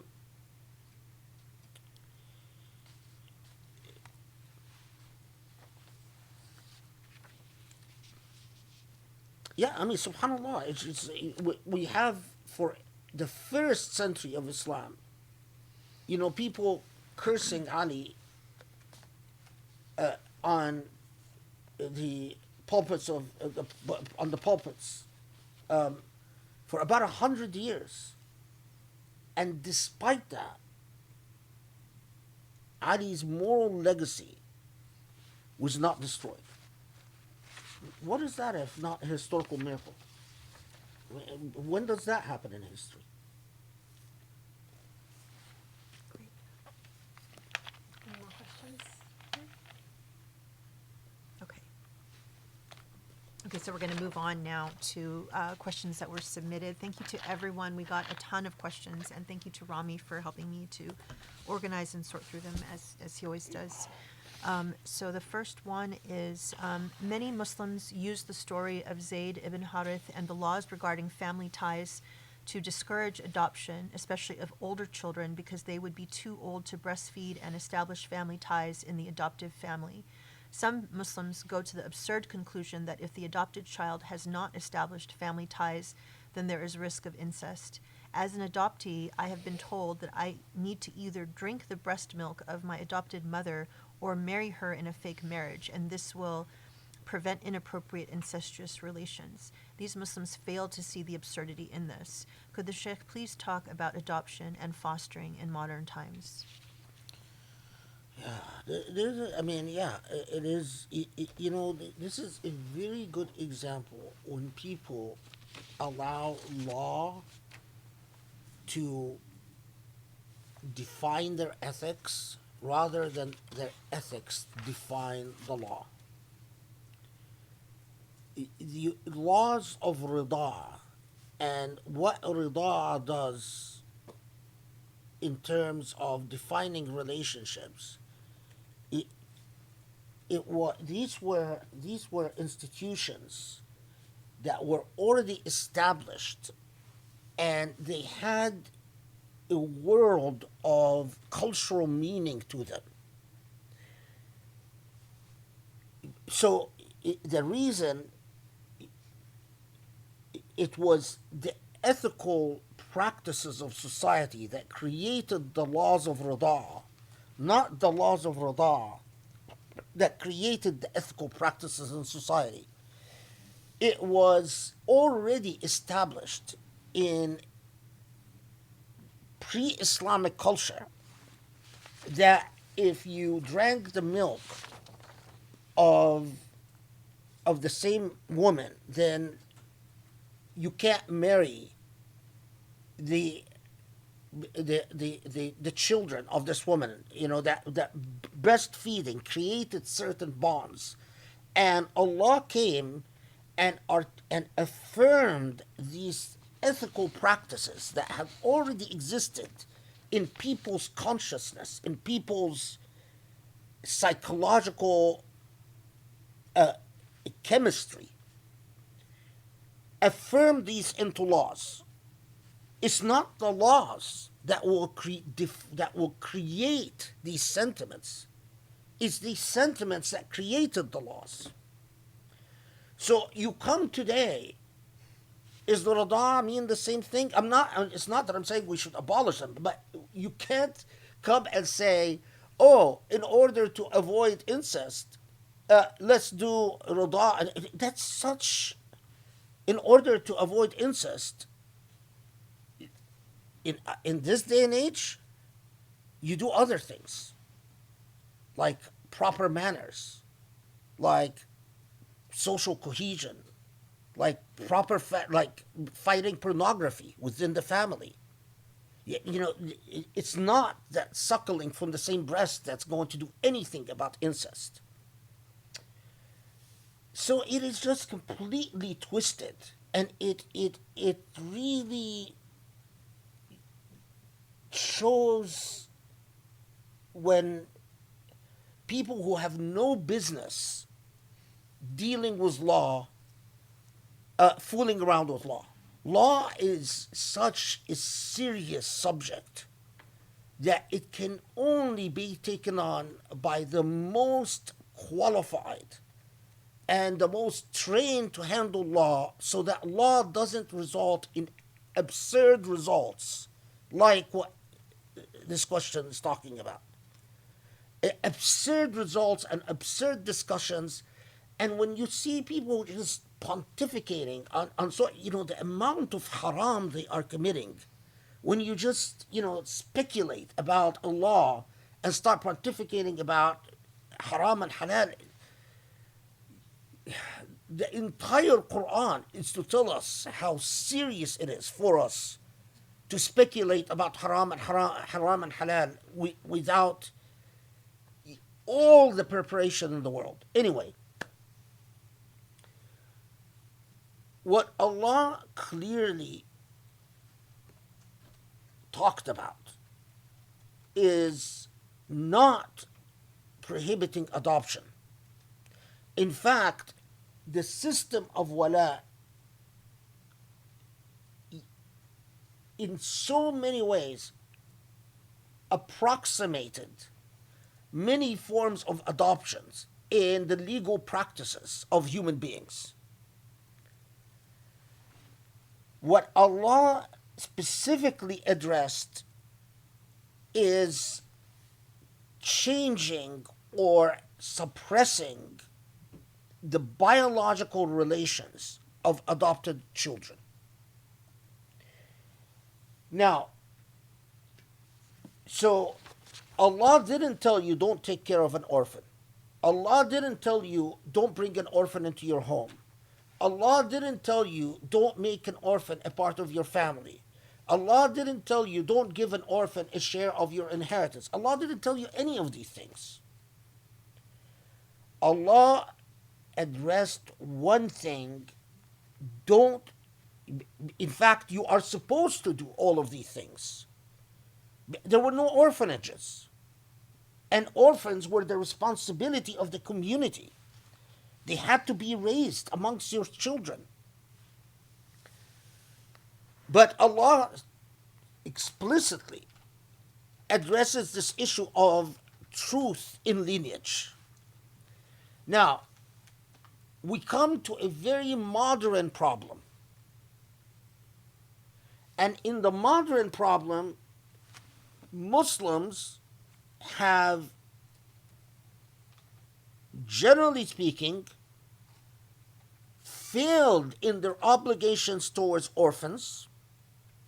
Muslims have let orphanages all over the Muslim world swell up, full of orphans that are not fostered, that are not adopted, that are not taken care of,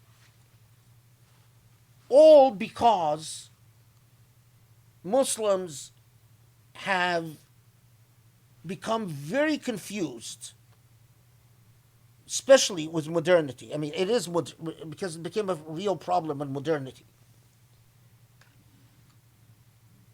While Muslims have increased in sexual promiscuity, while Muslims have failed in their obligation to take care of street children and the indigent, and so the explosions in orphans, at the same time, Muslims have completely used what Allah says about lineage to fail. So Allah emphasizes lineage once in the Quran. How many times does Allah underscore the obligation to take care of orphans in the Quran? So you took one thing, legal thing, and used it to ignore a thing that was emphasized to a far greater extent in the Quran.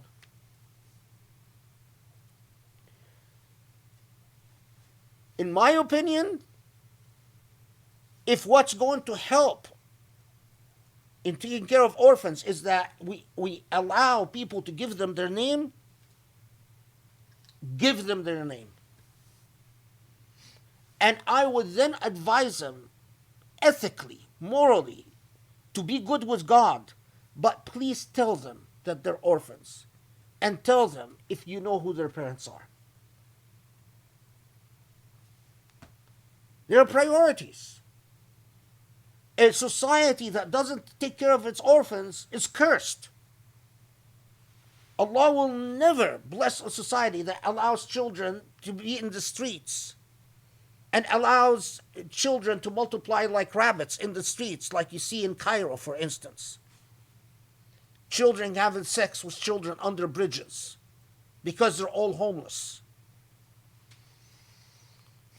And it reaches the point that children are killed and their organs are harvested in some Muslim countries like Egypt because they're orphans.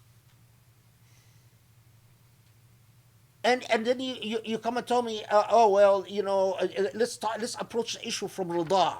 Let's approach the issue. What is this? This is not taking God's law seriously. This is what happens when you get unintelligent dunces playing around with the law, and even more unintelligent dunces pontificating about morality. Morality and the law is a very serious matter, and it needs your best minds to deal with these issues, not your most dull minds, as is the case with the Muslim world. Incest is a problem not just among Muslims. Incest is a problem around the world. And the solution to incest is not breast milk. It's so absurd. The solution is that we be honest about pornography, is that we be honest about drugs, is that we be honest about alcohol, is that we be honest about the fabric of the family and family relations. It's mental health is the solution. The focus on mental health and the real problems of modernity. Every time, when intelligent people hear God's law talked about stupidly by stupid people, we blaspheme God. Always remember that.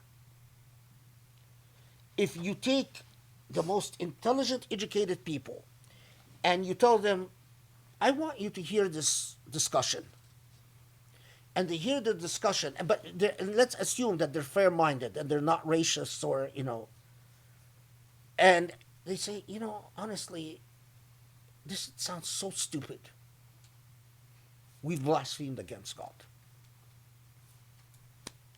Haram. You've committed sin upon sin upon sin. Because God, talking about God's law, is the greatest. It's a greater responsibility than medicine, than engineering, than computer science, than astronomy, than anything in the world.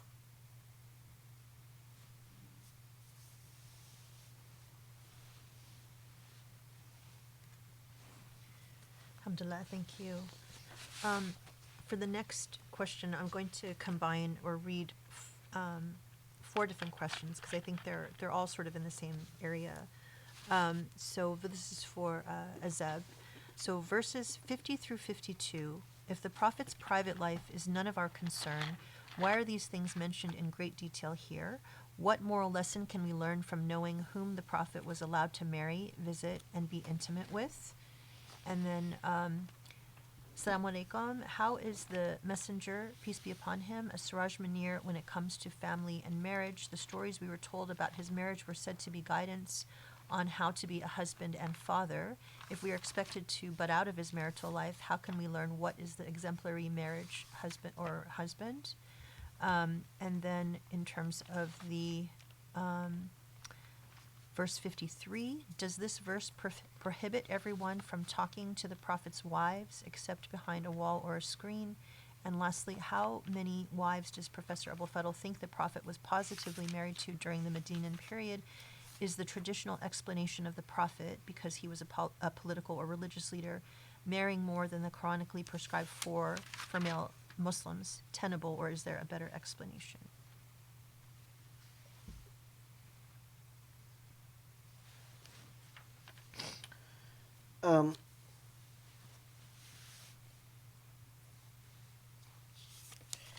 Okay, so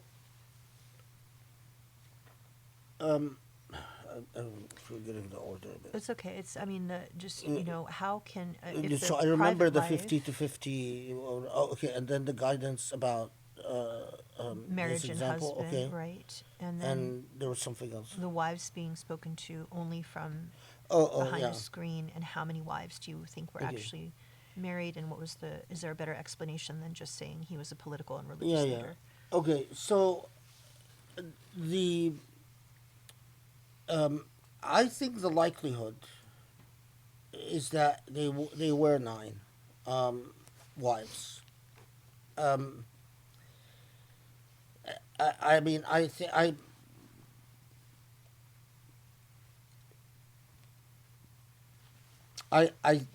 they might, I mean, or if one, I would say 7 to 9. That is the most reliable number. Probably 9, because a lot of the other reports, although they're claims of marriages, they're all the thing about we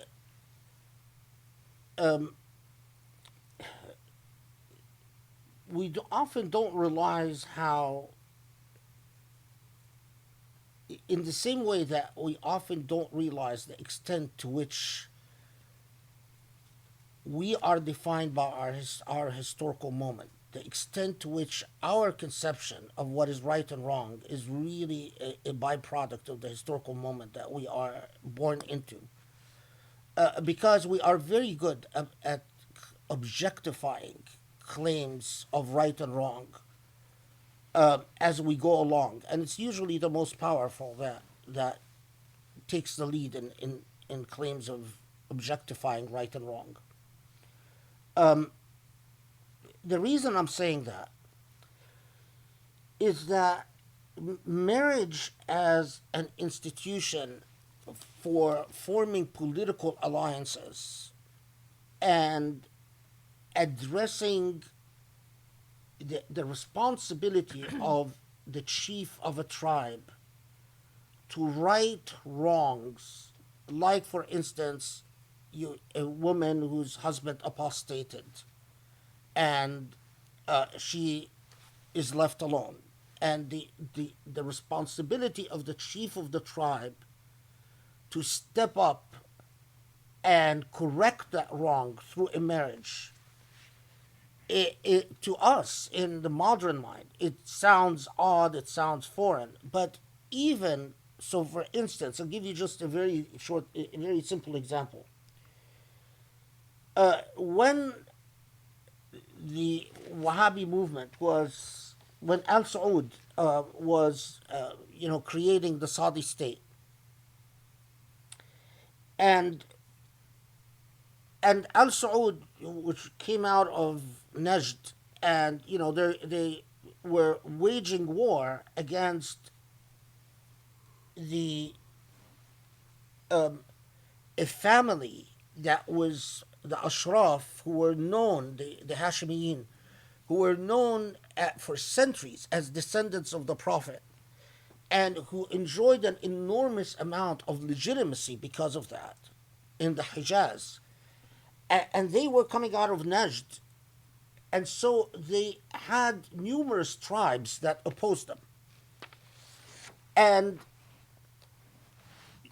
as a result, they went to war with a lot of firm, very well-known clans and tribes in Arabia and defeated them in their quest to ultimately overthrow the Ashraf of Medina and conquer Hijaz, etc., etc. But every time Al Saud conquered an Arab tribe like Al-Rashids, for example, he could not trust the alliance he has made now with this conquered tribe. He couldn't trust that now they are not to be considered foes, but to be considered friends, unless there is a marriage with this family. So even as late as the 1930s, you had Al Saud constantly like a marriage machine. And that is why he's even rumored to have married more than 4.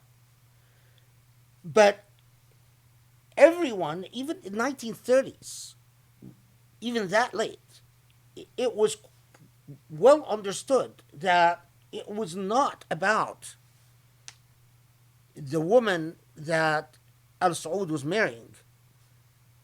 It was not about sex or desire or erotica or harems or any of that. It was about pragmatic politics. In the case of Al Saud, none of his marriages were for humanitarian reasons in order to take care of weak members of the tribe as they profited. But if you actually study not just Arab history, but the history of the entire South, the East, Near East, including areas like Asia, South Asia, and so Chinese history, Japanese history, marriage is a political, thoroughly political institution. This is not a moral issue. This is what human beings did. So even after Islam came and said, limited to 4, what Muslims rarely talk about is the extent to which Muslims actually often violated that limit for political reasons. So among the tribes of Sina, for instance, in order to prevent war between the various tribes of Sina, often a chief would end up marrying far more than 4. And it was known, but it was a way to hold the fabric of society within Sinian culture, within the tribes of Sina, to the point that even, there's a subfield, the laws of the tribes of Sina, just in the Sina, the peninsula, between Egypt and Palestine, just that one area. The European model, which was thoroughly a product of the particular history and theology of the church, which basically said one wife and tons of maidens and affairs, is distinctly European, and that was, and in fact, the exception, that sort of monogamous, that's an interesting historical model, but that was normalized and I'm not saying that I'm not pro polygamy. That's not the point. The point is to understand that, in fact, socially, economically, politically, marriage was often a way of making peace and holding the fabric of society together. And the idea of that marriage is a private affair between two people, that is high ethics. That's high morality. And in fact, this is a different topic. It is quite remarkable that out of Arab society, my view, the Quran ends up affirming that ideal of one man, one woman.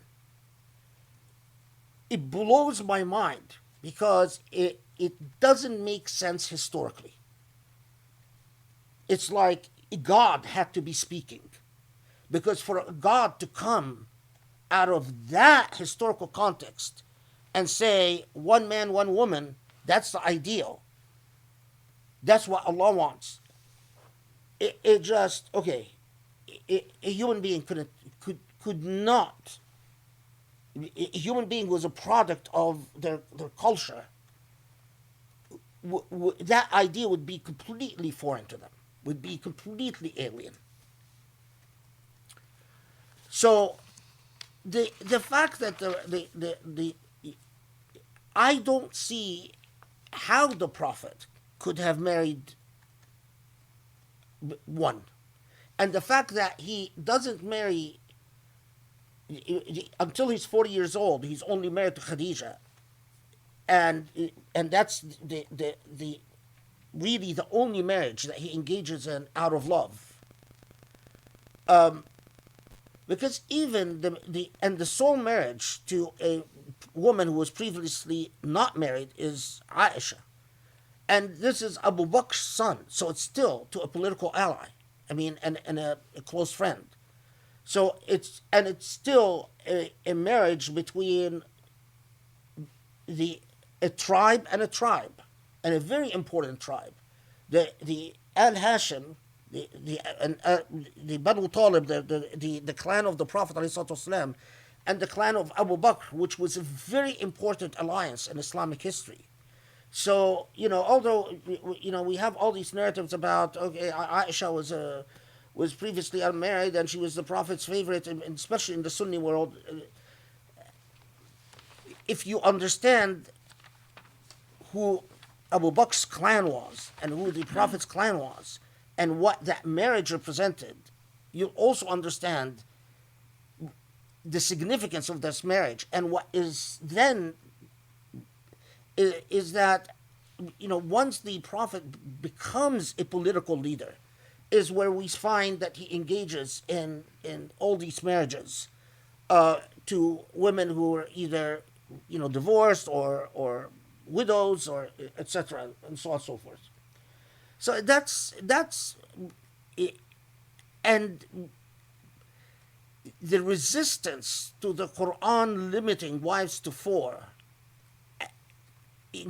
and applying that limitation to political leaders, the reason we find that political leaders often violated that in real practice is because they saw it as impractical. How is it in societies that are so deeply divided, so deeply tribal, and you're telling me the only way this tribe is going to trust me is that if we have a marital relationship, so my interests and their interests are one. And often tribes that previously we are at war with, and you're limiting me to 4. How am I gonna, in societies like Ethiopia or societies like Sudan or societies like Yemen, how are you gonna do that? And so that's why political leaders ended up actually violating that in real life. Anyway, so that is about the number, and is that the best explanation? Now, but this issue of the example of look at the questioner cited verses 50 and 51, I believe. And And- 52. Well, I mean, 52 does. It's not really talking about anything. It just says you can't marry more than that after. So it's not really applicable. It's 50 and 51. But what is 50 and 51 really saying? You look at the substance of 50, comes in and says,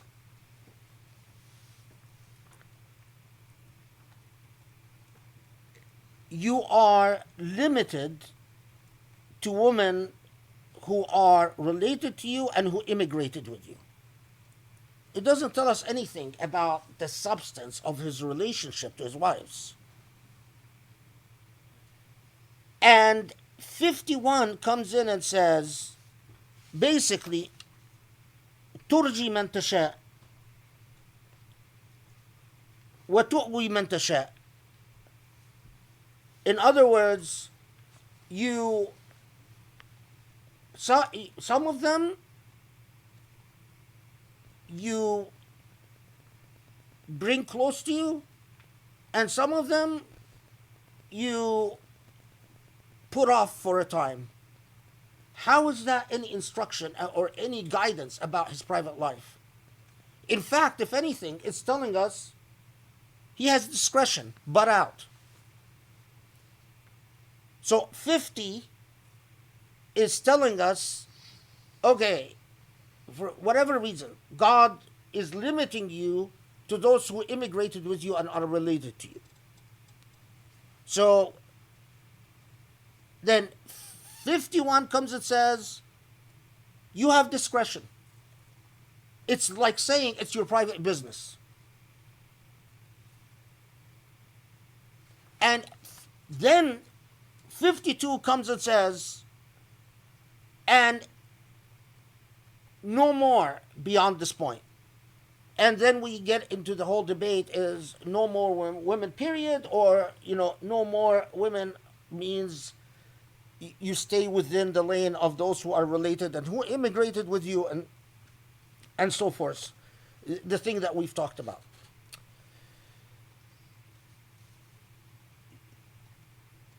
There are facts about the life of the Prophet that, and especially the realm of what is a private matter, like how often he had sex, who he had sex with, and all the matters that, in fact, historically, you will find contested.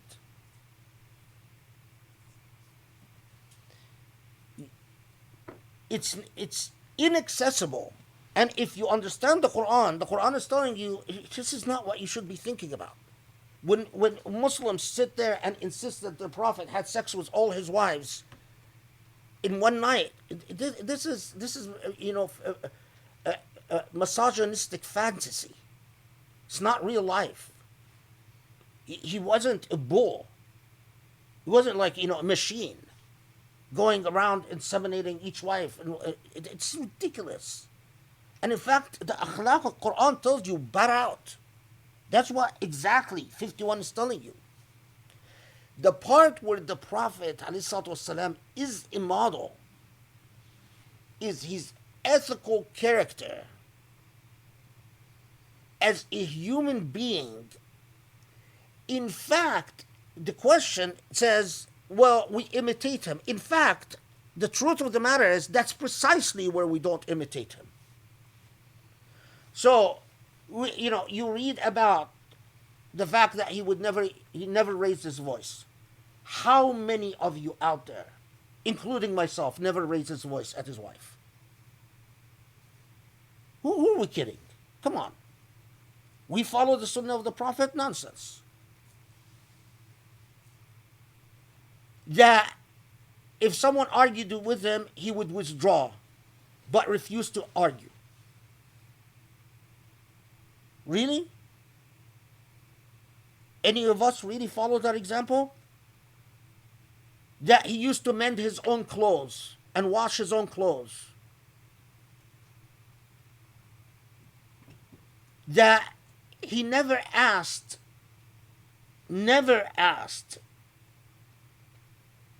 his wives, what did you cook tonight? Come on. These are the things that we know for sure. No disputes about. We get disputes about, oh, did he promise not to have sex with Maria or not have sex with Maria? Did he, the very different versions about the story of Zayd and his wife. But the things that there are no disputes about, it's actually the stuff we don't follow the Prophet about. So, honesty in discourse is an absolute. What Allah is telling us is that these issues that are historically disputable and not retrievable, it is like Allah saying, if Allah wanted them to be material issues for you, Allah would have preserved their historical memory. But the reason they are disputable is because Allah didn't preserve their historical memory.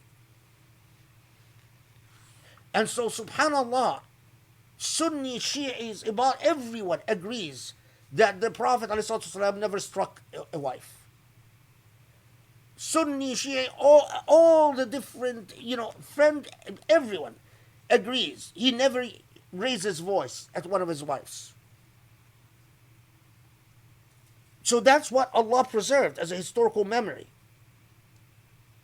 But, look at the carnival of reports when it comes to something like whether Maria was a wife, a slave, a freed woman, not a freed woman, endless. Then you ask yourself, why did God not preserve a clear-cut memory on this? And I think the answer is clear. I think you just use your common sense and you'll see what I'm saying. Did I miss anything? No, I think you got everything. Okay. In verse 33, what does "and stay quietly in your houses" actually mean? Does it mean to stay at home or to focus on your home? Because waqara in Arabic means to sit with dignity. How can the wives be role models if they are always at home? Yeah, no, okay. This is also reminds me about the hijab, that speak to them behind the hijab. Oh, right. Okay? Sorry. Yes. Yeah, because We missed that. Sorry. Yeah.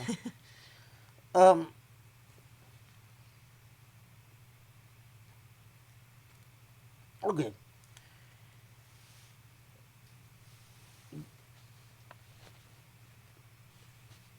There are first.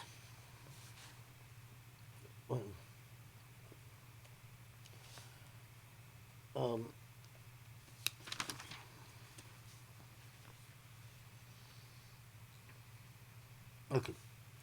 Look, the context of the what they call the sard, the context of the narrative is very important. So first, if you look at verse 53, because we often take we take a part of the verse, a partial, like a phrase, and reading phrases out of context is precisely what we teach our children not to do, because you end up with very absurd results, right?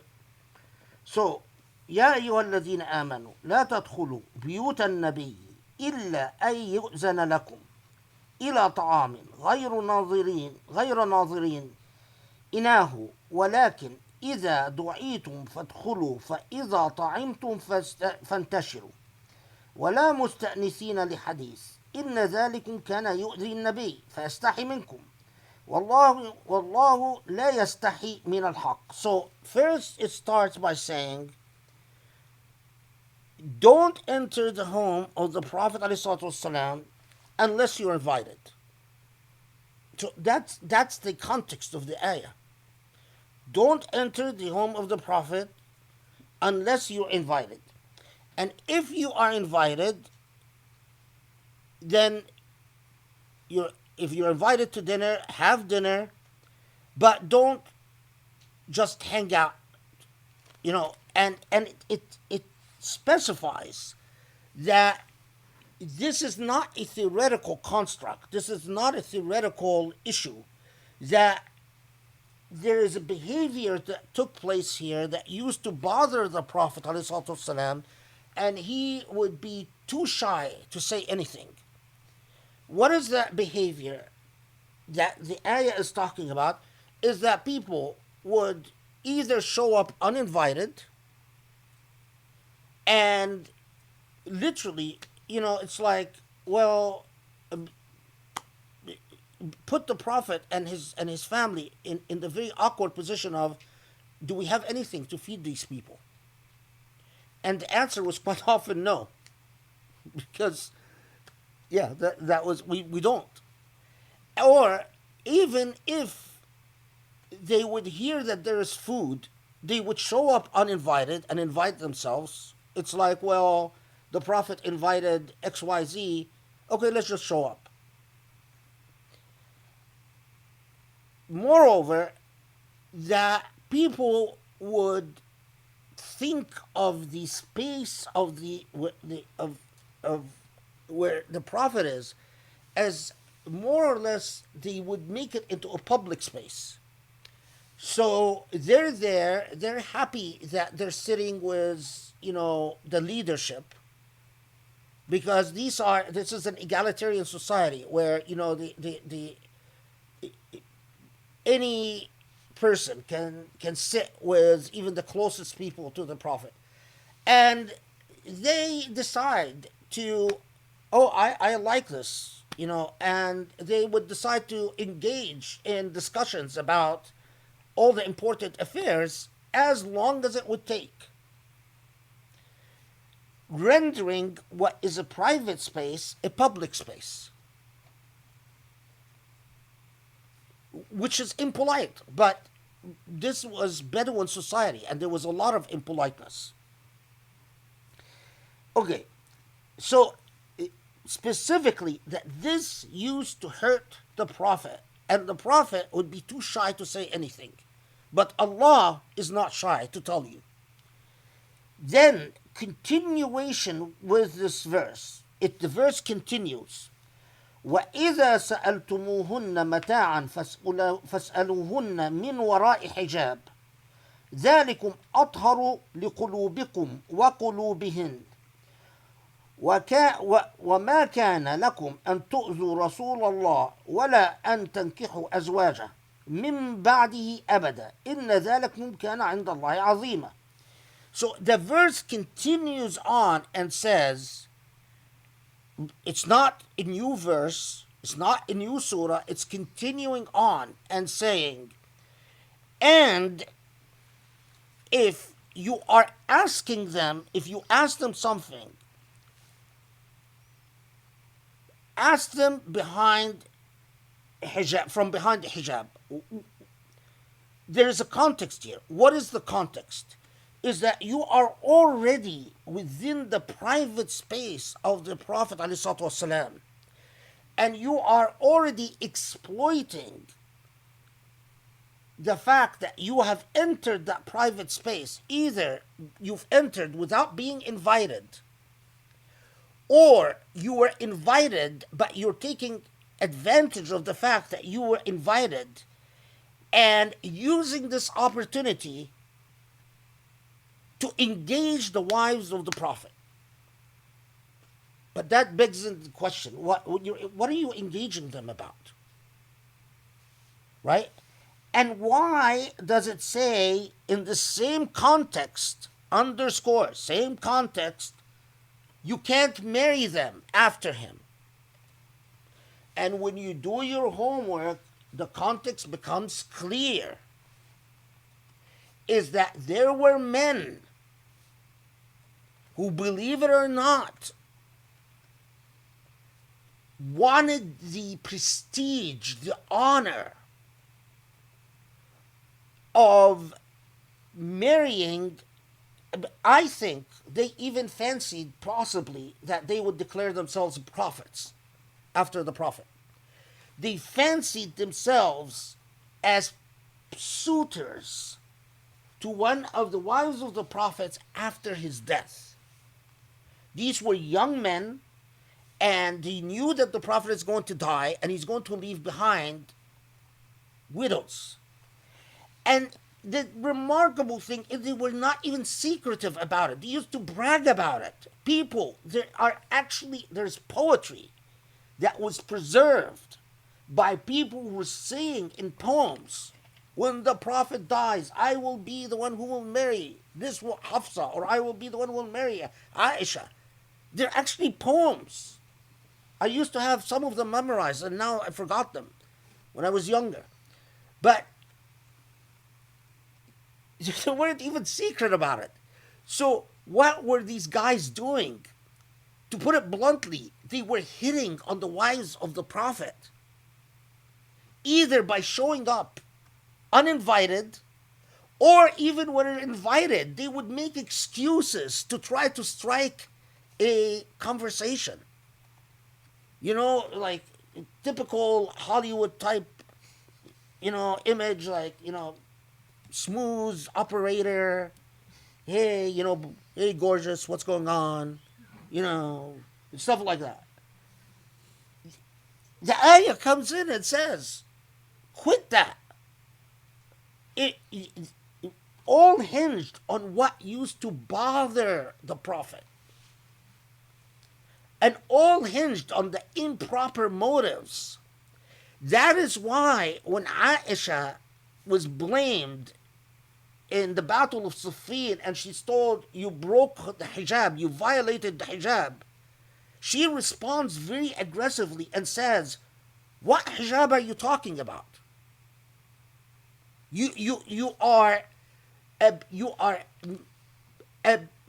exploiting or abusing the notion of hijab. ضُرِبَ عَلَيْنَا الْحِجَاب.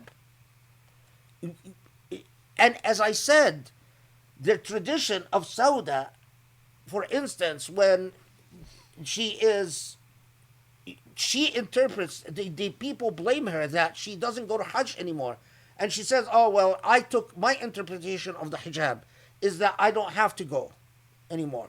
While other wives, they interpret the hijab as not preventing them, well, all the wives, none of the wives actually interpreted the hijab as preventing them from going to the mosque or going to Jummah. Now, you want to tell me that no one talked to them on the way to the mosque and the way to Jummah? In fact, we have reports that Umar ibn Khattab, for instance, talks to Sauda as she, on her way, coming back to from a mosque or going to a mosque. So, in other words, it's not like modern Muslims try to historically portray it. These were people in society. It just said, quit that smooth operator nonsense. None of the stuff that is improper. But in the imagination, in the misogynistic imagination of men who wanted to turn this institution, although the Quranic verse is very clear, it is talking about something that used to hurt the Prophet. It's talking about these are the mothers of the believers. It's talking about, stop hitting on them. Stop this nonsense. Right? Misogyny took this and turned it into an institution of seclusion and exclusion. That is why you have men in your local mosque that will sit there and say, no, women can't mix, put the women behind the veil. It has nothing to do with real knowledge, with history, with even the text. Because when you even look at the text carefully, you see what I'm saying. It's very obvious. You don't need even to be highly educated to see what I'm saying. It has everything to do with the male ego. And the male ego has always been a problem in history. This is not a new thing. It has always been a problem in history. Because the male ego has always lived out its frustrations upon the bodies of women, for better or for worse. And we can't ignore that either. You can't just say, oh, well, no, this is an objective interpretation. No, it's not an objective interpretation. You have to understand that is why, in the same way, in order to truly honor the text, remember this always. In order to truly honor the text, you have to truly respect history. It is impossible to truly, not because the text is wedded to history, not because the text, as some think, is subservient to history. No, because in order to truly liberate the text from history, I need to truly understand history. Otherwise, the text will always be the servant of history, the captive of history, the slave of history.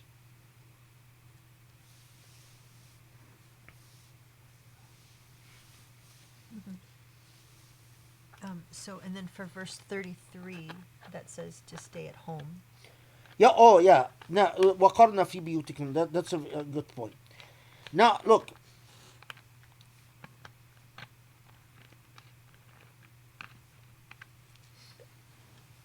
The context, again, is very important. وَقَرْنَ, al-waqr is not وَقَرْنَ فِي بِيُوتِكُنْ وَلَا تَبَرَّجْنَ تَبَرُّجَ الْجَاهِلِيَّةِ الْأُولَى. So, the context of the text itself. So, what is waqr? What is waqarn? And what is تَبَرُّجُ الْجَاهِلِيَّةِ الْأُولَى? So, dignify, because waqarna doesn't mean to exclude yourself somewhere or to lock yourself somewhere or to imprison yourself somewhere. Is carry yourself with dignity in your homes. Be dignified. Carry yourself with you are the mothers of the believers. Act like it. But in order to act like it, you need waqar fil bayt, to carry yourself with the proper dignity, and you need to avoid the tabarruj of jahiliyyat al-ula. And the tabarruj of jahiliyyah reports that we know that the higher the class, women of the higher classes, especially women who knew that they are untouchable, that they cannot be sexually assaulted in the streets because of who they're married to or who they're from powerful class. As we know that they would make it a point to display themselves in public, display their beauty, display their wealth, display their elite desired status that is geared to make others envious and underscore that they are not accessible to others. This even survives in a lot of the mythological literature of 1001 Nights. What is the sign of a princess? The sign of a princess is that, when she appears in public, everyone she sees that she has beauty that no one has. She wears things that no one can wear. She has gold that no one can, has jewels and rubies and so on. That survived but in Jahiliyyah, it was a lived practice.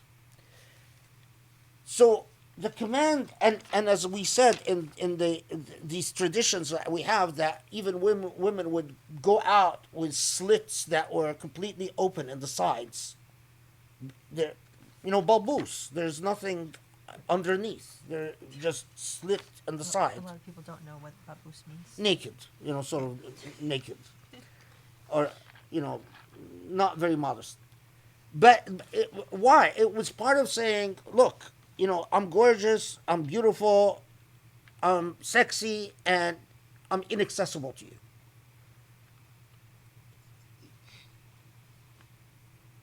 We don't have, alhamdulillah, reports that any of the wives of the Prophet engaged in this extreme behavior. But we know that there are reports, especially from the poetry that I'm talking about, that there were people who were catering to the egos of, we have reports about Zainab bin Jahsh, for instance. I doubt very much that someone like Salama would be in a target for something like this, or Sauda would be a target, because these were deeply pious older women. But, people who try to play to their vanity and to, flirt. And I believe that that's what basically Allah is telling them, no, that's not becoming. That you are the mothers of the believers. Act like it. Don't just, hang out and, chat it up. Act your status. And this is, again, in a society that didn't have guards. The Prophet had no guards at his household. There were no servants that would announce you, and none of the insignia of prestige and power that you would find among the leadership. But yet, this is a society that is swelling with new members. People are coming in, and not everyone is, not everyone is on board with knowing who the Prophet is and how to act towards the wives of the Prophet. And it's very clear that a lot of these newcomers started thinking, well, how can we position ourselves favorably in the new order after this man is gone? And the very fact that once he dies, we have all these men who declare themselves prophets, Hurub al-Ridda, who Abu Bakr goes to war with. What does it tell you? Can you imagine these same men, what their behavior was when he was alive? All these people who, the minute he dies, he said, yes, and I'm a prophet too. They wanted nothing more than to hook up one of his wives to be able to say, I'm married to his, she told me. I have, the seal of the Prophet through one of his wives. So this is, and you don't find the rational, reasonable, benign discourse of the Quran about hijab and about waqar and about tabarruj. It only becomes the extremist practices of exclusion and seclusion, not because of the Quranic text, but because of misogyny. It is misogyny that co-opts this benign discourse that, if compared to what, for instance, the Bible says, no comparison. But it's misogyny that took this fairly, I can't find a better word than benign, reasonable, and turned it into something the problematic nonsense that we see and again we go back to the fact that, you know, in terms of modern models of people who actually have done any type of historiography, any attempt to actually understand what I'm talking about. We have the example of Fatma Miranisi, which is an example that I don't agree with because she didn't approach it from a pietistic perspective. She approached it from the perspective that ultimately the Prophet would cave in to the pressure of people like Umar ibn al-Khattab, and so I don't think it's even a good model or a good example. It's a deeply flawed model. But can you believe that other than her, all the other examples are people who are strong on feminist theory and extremely weak on Islamic sources and Islamic history? It's it an embarrassment. Instead of all this chitter chatter, one good Muslim woman scholar that is a real scholar, not, I'm a woman, I wear the hijab, respect me just because I am. No, someone who actually does the scholarship, reads the hard text, does the homework, is worth a million billion of all these chat sites and all this nonsense and all these, all the noise that goes on. Okay, alhamdulillah, thank you. I just wanted to let you know we only have about a little over 10 minutes before Maghrib is passed. The time has just really flown by. Yeah. And then I just wanted to ask you, so I still have maybe a few questions. I don't know if you want to, how you're feeling, if we can end it here and then pray, or we can pray and come back. So. Do you guys want to pray and come back? I mean, can you deal with it? Can you handle it? If we pray and come back, can we put a limit on how long we come back for? Yeah. I only have 3 questions. So Okay, but limit it like half an hour. no more than that, for sure. Okay. Yeah. Okay, we'll pray Maghrib. And come back, inshallah. Yeah. Okay, Assalamu alaikum, everybody. 30 minutes, max. Okay, shoot. So, although, yeah, some of us could stay a little longer, for sure. All right, okay, here's the first question. In the first halaqah, the professor explained that we construct reality, but God also constructs reality, and we as believers should accept God's construction over our own. In later halaqahs, he connected the opening verses with the closing verses and said that the surah challenges us to use our intellects in a moral way to construct reality. There seems to be a tension here. The earlier explanation seems to be more in line with a traditional textualist approach, whereas the latter seems to be more in line with a rationalist approach. Could the professor elucidate this more?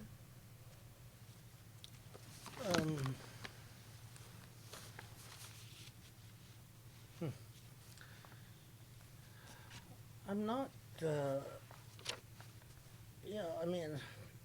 I'm not sure if there's a tension.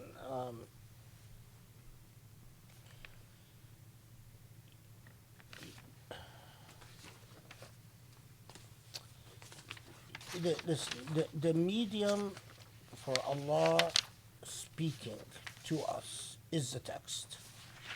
Whether that is the only medium that is accessible to all, accountable to all. I don't exclude the possibility that God could speak to individuals, but whatever God speaks to individuals, that is not that does not ultimately reduce itself to a text. uh, i- i- is between God and that who is spoken to. It is not transferable to others. It is not accountable to others. It is not binding upon others. It is really the medium of the text. But the text, it is the text, whether the text says something as simple as La ilaha illallah or Ati'u Allah wa Ati'u Rasul, uh, whether it is saying obey God and obey the Prophet, or just say, or Uzkurullah. The text ultimately, it appeals to your intellect. The intellect is the instrument of translation between the medium that we have of God speaking and the translated action, whatever that translated action is. And so it all, has to be processed through that intellect. And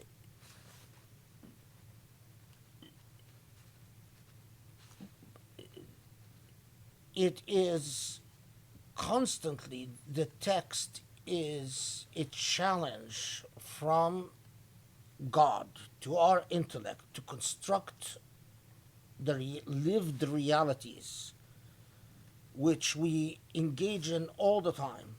I mean, because we're constantly constructing our normative categories, we're constantly constructing what we consider to be relevant and what we consider to be irrelevant, what we consider to be, a binding norm and not a binding norm, an advisory norm, a persuasive norm, what a norm or not a norm at all.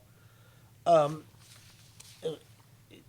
in response, you either you either consider the text irrelevant or the text is in a constant state of engagement. Now,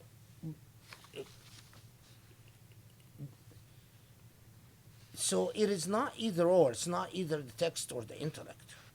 It's the text is always relevant, but in the same way that the intellect, the human intellect, is endlessly complex, so is the divine text. And the all too often we reduce the text, we flatten out the text, we engage the text in a reductionist dynamic where the text becomes linear and becomes ends up telling us something that is really not so much about the text, but far more about the reductionist intellects, the reductionist tendencies of a reductionist intellect. So, in other words, the sad reality is that all too often it is our intellects that end up twisting the arms of the text to make it flat and simple and linear, while a divine text often speaks in far more sophisticated terms. But that all of that doesn't take away from the essential message. It's like the essential point is that you human beings are constantly constructing. The entire realm of sociology and anthropology is the human invention. You are constantly inventing mythologies and institutions and habits and practices and relationships and so on. Well, it is the whole intervention of the divine in this is Allah is telling you you should not do it without the full participation of the divine. It's like you can't make God irrelevant to your construction of reality. And if you do, in many ways, the Quran is, or the entire Quran is a warning by God about what happens when you put God to the side and you go ahead with your human invented institutions, with God irrelevant to everything. Yeah. Thank you. Okay, so I have two shorter questions, I think, and then two longer ones. So we'll try to squeeze. Maybe I'll read the first two together. Verse 37. Why does Zainab bint Jahsh qualify to become a wife of the Prophet despite her attitude? Was the only reason to show that it is permissible to marry your adopted son's wives after they are divorced? And then second, in verse 9, Allah sent down an army that couldn't be seen. Were these angels, or is this to be understood allegorically? Yeah, the angels being sent is allegorical, and we've dealt with this actually before in other surah, that because Allah specifically says that the angels were sent explicitly, or that Allah is telling you that I send these angels to strengthen your resolve. And it is like it used to be. It's not. I mean, in Christian culture, it still exists to an extent, but in Muslim culture, it has become extent where you call upon angels to sort of come defend you in battle. In especially in Christian exorcisms, it's very common, even in modern day Christian exorcisms, for the exorcist to say, I call Michael, defend us, Archangel Michael, come defend us in battle. They call upon the angel Michael, especially, to come wage war against demons and so on. In the Islamic tradition, the idea of appealing to, of course, not Mikael is not the normally appealed to, but the idea of especially Gabriel, the appealing to angels to come to your aid, and it's in both traditions. There is a very interesting, discourse whether it's symbolic. When you say you call upon Michael to come defend you in battle, or you call upon Gabriel to come to your aid, are you actually expecting the actual angel to come and aid you? Or is it really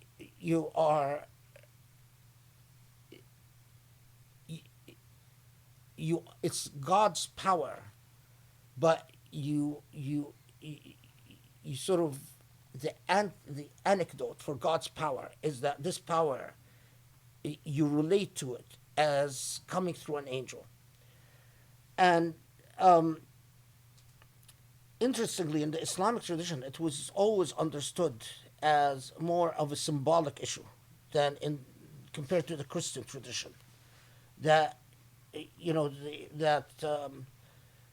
angels don't actually come to carry a sword or shoot an arrow, despite the weak ahadith that describe things like that, but that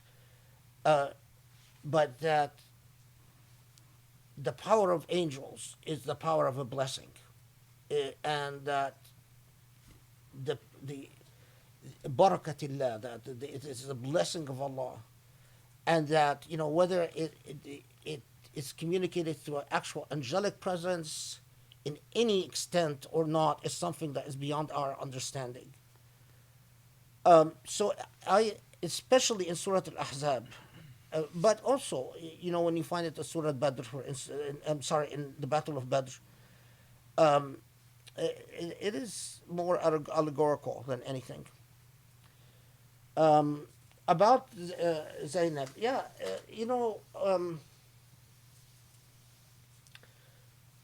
this woman is among, I mean, she's an interesting figure in Islamic history. Of course, the Quran explicitly says that the reason that Allah facilitated this marriage or allowed this marriage or ordered this marriage um, is so that the old Arabian law that you may not marry the you may not marry the wife of an adopted son is voided. But other than and this is what the reason that the surah explicitly mentions.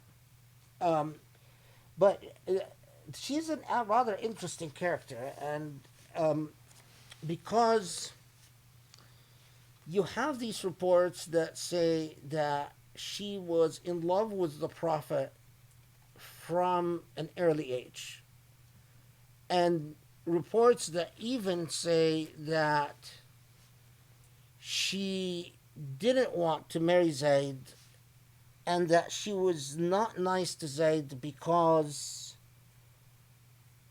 she was in love with the Prophet. You have reports that say no, that's not true. That she was, she had a bit of jahiliyyah about her. That she thought that she was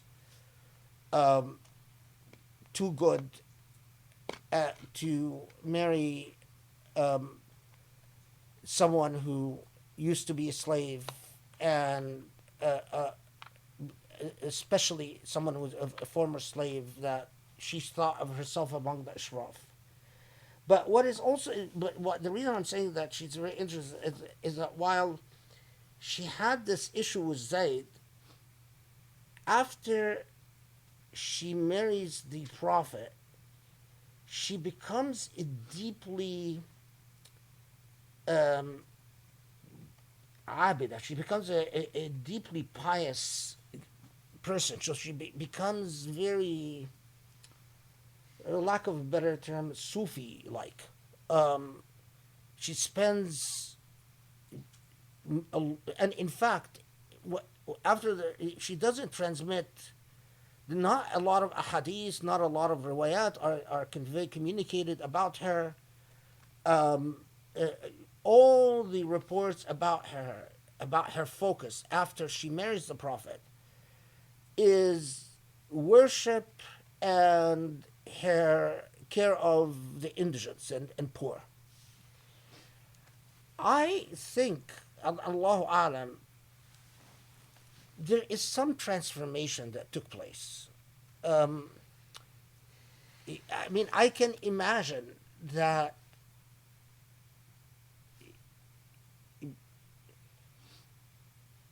if considering the whole drama of her divorce from Zayd, and I can just imagine what the Prophet ﷺ would have told her about, or what conversations would have taken place between them about her attitude. And it just it's the behavior of someone who just goes from goes through some type of spiritual rebirth of as if she is in tawbah, as if so that's one thing. The other thing is as to why her status after, forget this thing about the Zayd was known as the Prophet's, that he was very close to the Prophet, and that he was a popular, well-liked personality. And if it hadn't been for the fact that he was killed in battle So he didn't survive the Prophet ﷺ. He would have played a very different role in history. And when Zayd divorces her, and remember, the divorce is initiated by Zayd. Although she is the Prophet's cousin, she is left in a horrible position.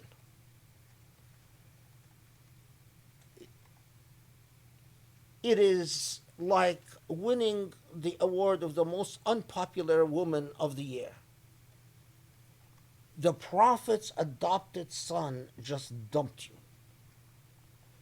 And her reaction, where we are reports again, and this is whether Sunni or Shia and so on, all report is that she enters into a state of depression and she's crying, she's bawling her eyes all the time.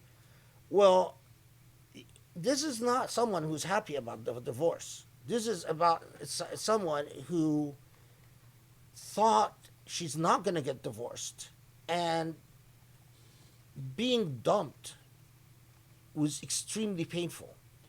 And understanding who dumped her, and that she is now, no one steps forward to marry her. And I think she knew that, considering how popular the person who dumped her is, that she was out of luck. And if the Prophet hadn't come basically to get her out of this position, she would have, in most likelihood, ended up being alone. And what is, if you, there are these reports who claim that the beauty reports, it's, the Prophet married her because of her beauty, which is, I've talked about this. It's have no way. It's clear they grew up together. He saw her a million times. All these, the reports about all being struck by her beauty, all that is nonsense. He's seen her a million times. He's talked to her a million times, and so on. She was in a pickle after the divorce, and the Prophet stepping in to help her out of her pickle was out of mercy and compassion. And that's the nutshell of it. Okay. Great. So I have your permission to ask you these two questions, which are outside of Surah Ahzab and Tahrim. So the first one is about Ashura. There seems to be widespread belief that Ashura comes second after Yom Arafah for dua. Is Ashura truly that significant for dua, and is it in fact sunnah to fast on this day? It's from Huda. This is Ashura. Ashura. Yeah. From the Sunnah of the Prophet ﷺ and his practice, it is a Sunnah mu'akkada, fasting on Ashura, because the Prophet did it. And I'm not going to get into, did he do it because he also knew of, anyway, the occurrence of what's going to happen in the future and all that. But that, and as to dua and Ashura,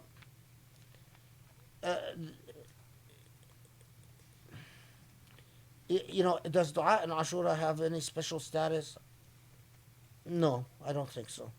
But what we do know that the Prophet ﷺ would fast on Ashura, and that he intensified his dhikr in Ashura. Okay, thank you. Okay, and then we're going to go back to an issue that we discussed in Surah Nur, and this is an email that we received. First and foremost, may Allah give health to Dr. Abul Fadl. May Allah always protect him. Ameen. I have questions regarding the video on himar, modesty, and the hijab. I also watched Surah Nur regarding this matter, so there are 4 parts. 1, if I'm not mistaken, he mentions that if women choose to wear the hijab and then post themselves on social media for beauty-related purposes, it is un-Islamic, and by supporting this behavior, we are supporting shaitan. I'm not sure if I understood this correctly, but in Surah Nur, God made it clear that women can show what is apparent thereof, and in this case, the face, So if women choose to show their talent on social media, how is it un-Islamic? 2, and this question generally concerns me, after the ayah of himar, God also says to women not to display your hidden adornment except to your husband's father, etc. There are parts of the body that are explicitly only for yourself and reserved for your husbands, as the doctor mentioned. But then in this ayah, what is God allowing only your blood relations, husband, bondswomen, etc., children with no desire to see? What is it that of a woman only her husband and these relations are allowed to see? If women can show their hair, modest clothes for the public. I watched the Surah Nur video on this, but the doctor didn't directly answer what hidden adornment means. 3, he mentions that modesty is also bound by custom practices. What may be modest in one part of the world may not be modest in other parts of the world. My question here is, if in Canada being sleeveless is still modest, would a Canadian Muslim not be committing sin for showing arms? While if in Pakistan walking without a scarf is immodest, would a woman be committing a sin for not wearing a scarf? I don't understand this, or maybe I haven't understood it correctly. So a woman would wear whatever her society approves? And 4, he also mentions that women shouldn't, quote unquote, doll up or wear too much makeup or draw attention to themselves. I don't understand this again, since if God has allowed women to show off their apparent beauty, why can she not wear whatever makeup she wants to wear? Any makeup itself promotes confidence for some women, and I understand it may draw attention since you look pretty. But is he concluding that makeup is forbidden for women who choose to wear it outside their homes? Also, drawing attention can simply mean wearing an abaya on the beach. Does that make this practice impermissible? I genuinely appreciate Dr. Abul Fadl's work. However, I'm looking for some insight on this matter. Can I see?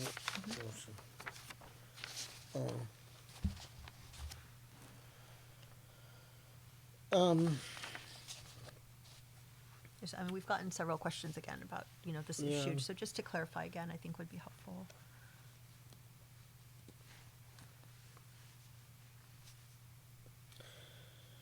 Okay. This issue of I'm gonna take it out of order because I think it needs to. First, the issue of modesty and custom. Um,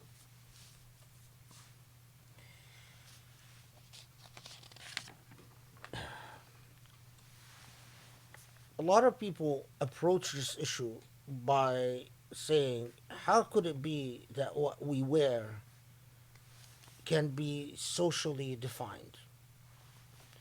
Well, I've got news for you.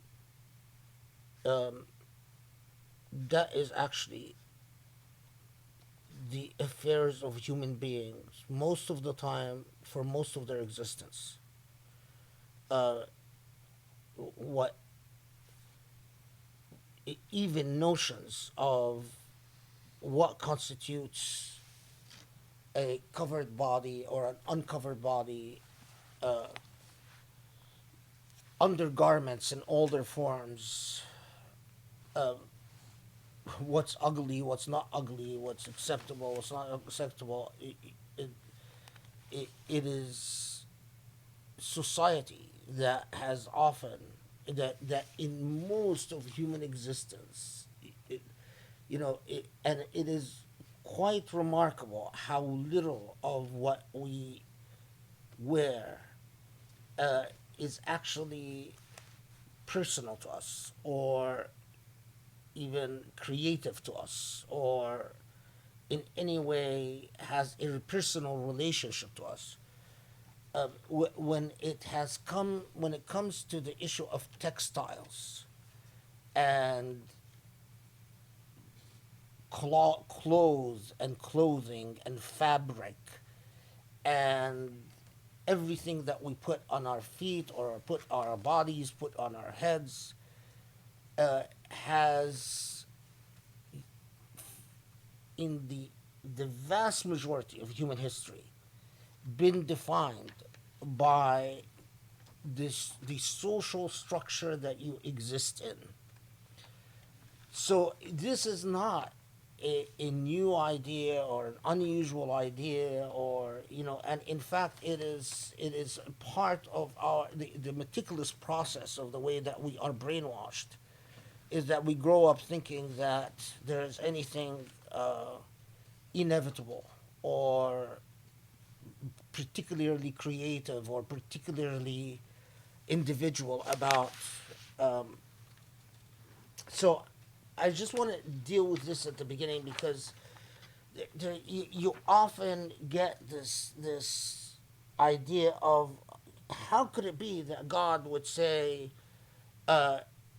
if you cover your hair, and in Pakistan you should cover your hair, but in Canada you don't have to cover your hair. If if the point of the law, if the point of the law is that you do not bring undue attention to yourself, it's like you have a prescriptive law that tells you here are the parameters of what is appropriate behavior. And so you say, what are the parameters? They say, well, there are certain parts of the body that it's obscene in all circumstances. So, most of your legs, your jiyub, armpits, cleavage, these parts, your breasts, your stomach is, even, I don't want to get into the issue of stomach, because even stomach, by the way, has had a whole history in Islam. But let's, for the sake of argument, say, okay, your legs, your stomach, your breasts, your back, these God wants to cover under all circumstances. These are not subject to social negotiation. Now, there are parts, the rest is up to social negotiation. People don't realize that these are the nature of a lot of laws for a lot of human history. For the law to come and put a part not subject to your discretion and another part that is subject to circumstances is something very, very, very normal in the dynamics of law and ethics. So that is why parts of Africa, for instance, but not even parts of Africa. Do you know that in most of Islamic history, whether a man can show his head, whether a man had to wear a turban or not, was legally regulated? A man who was unturbaned could be flogged, subject to ta'zir, flogging, could be subject to tafsiq, being declared a fasiq, his testimony in court not being accepted, his capacity to witness contracts not being accepted. This was actually in most of Islamic history. There were regulations as to the status of an unturbaned man. In the modern age, because Europe came in and said, well, basically canceled the fez. This was the whole thing. And because we experienced in Europe, whether a man wears a hat or not, it is something left to the discretion of the individual, that's what we accepted as the norm. But we don't realize that if we actually study history, the issue of whether a man covered his head or not was a huge legal issue throughout most of Islamic history. Can imam, unturbaned man, lead prayer or not? Be an imam.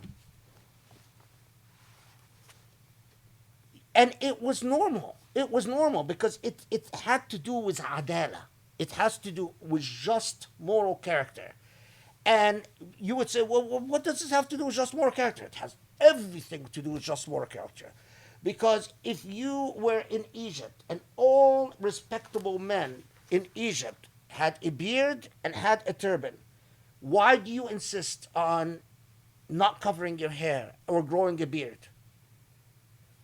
It was normal for the for the fuqaha to look at you and say, by insisting on defying the norms of society, you lack just moral character, and so you cannot lead prayer, you cannot be a witness in court, you could even be flogged under ta'zir by the muhtasib for basically engaging in indecent acts.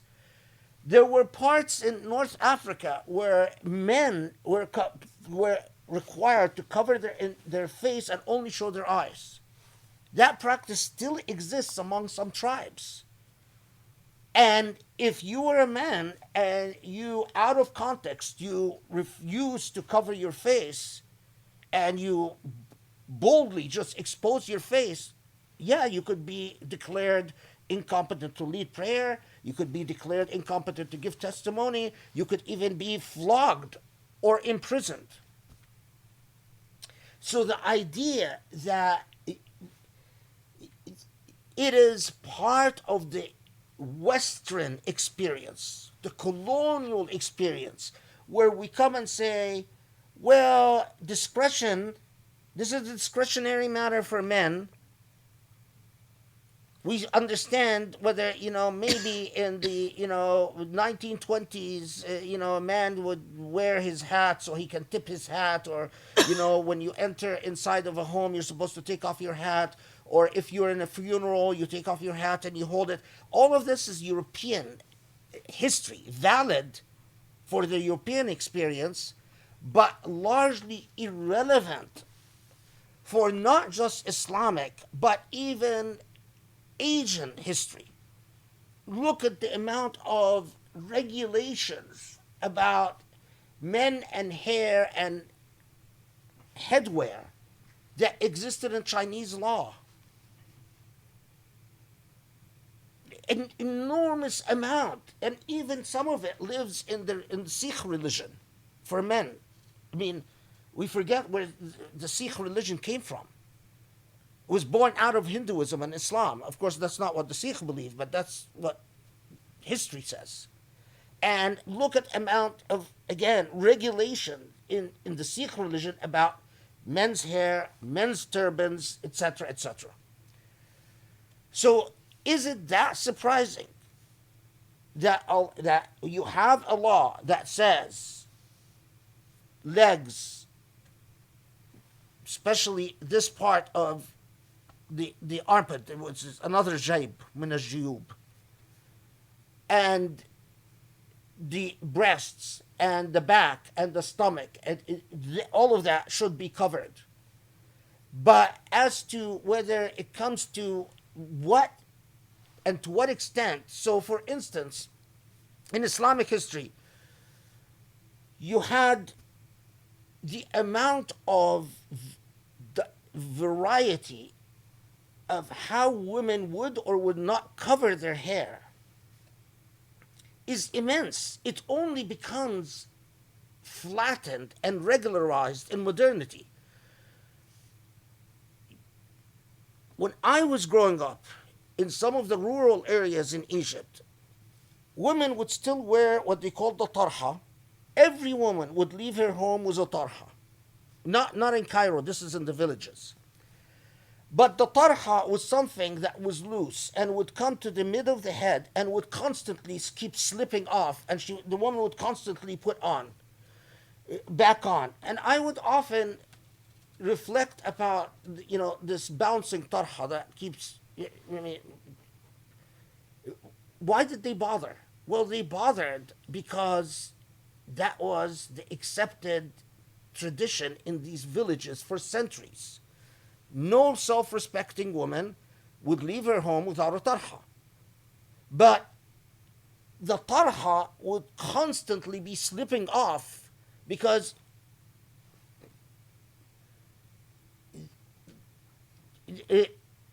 that's the nature of lived life, where women were constantly busy working in the markets and working in the villages and working in the farmlands and so on, made it so that it was the important. So you discover that the material culture regarding women and headwear was extremely diverse from one Islamic part. This is all pre-colonialism. And some of it, as I said, in the villages of Egypt, survives colonialism. That sort of the thing that looks like a uniform, the modern hijab, that sort of and especially the form that basically tells you the hijab comes down to basically right above the eyebrows or an inch above the eyebrows. And these are all. Do they have a basis? Yeah, they have a basis in some practice, and that a practice preserved in some text, and the text was then regularized and generalized, and so that's the first element to answer that.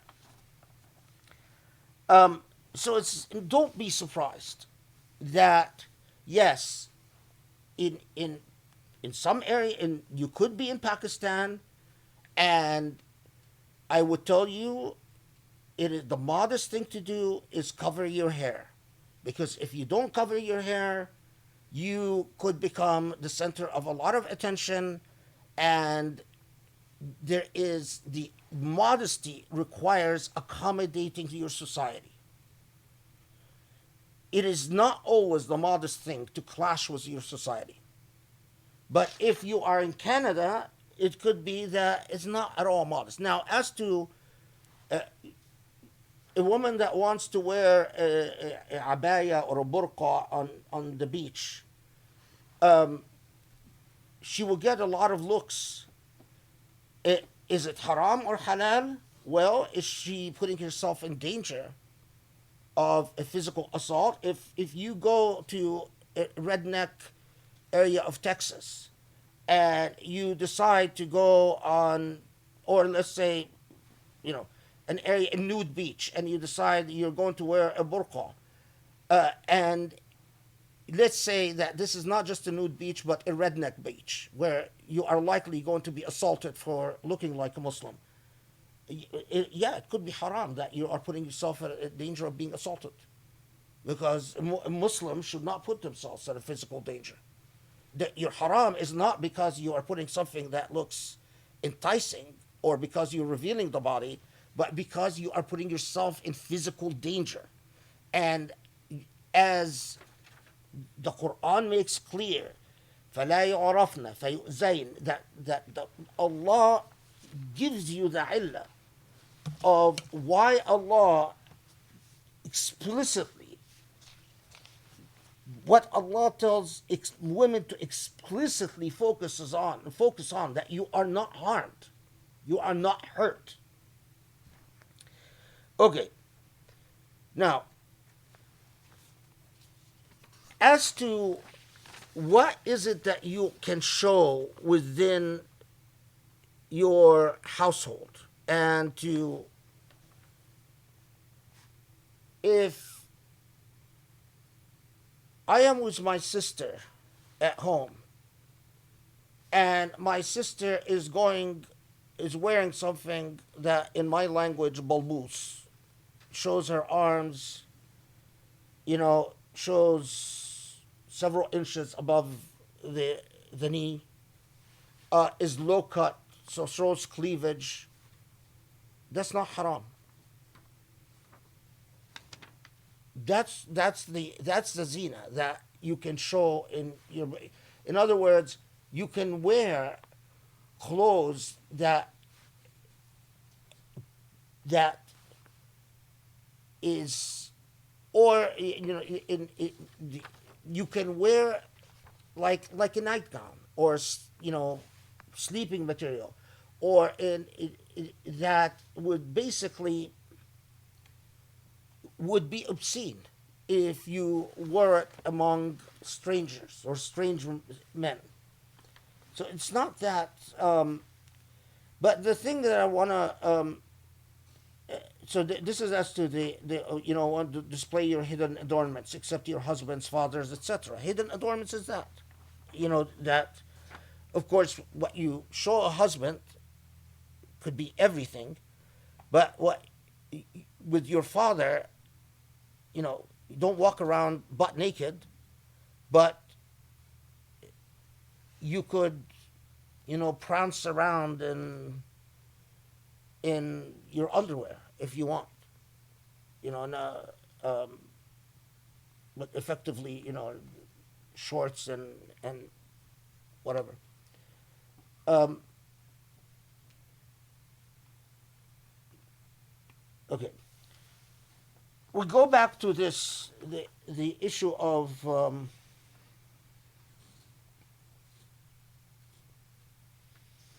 wearing sleeveless in Canada is still modest.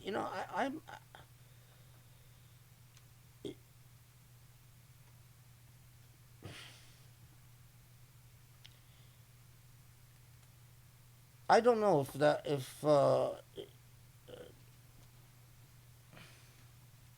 mean, are you sure that wearing sleeveless in Canada is still modest? Um, anyway, let's go back to this. If you want to let her show off their apparent beauty, why can't she not wear whatever makeup she wants to wear? Any makeup itself promotes confidence for some women. Yeah, listen, there's a difference between some makeup that promotes confidence for some women and what I refer to as dolled up. Whether a woman is a muhajjaba or not a muhajjaba,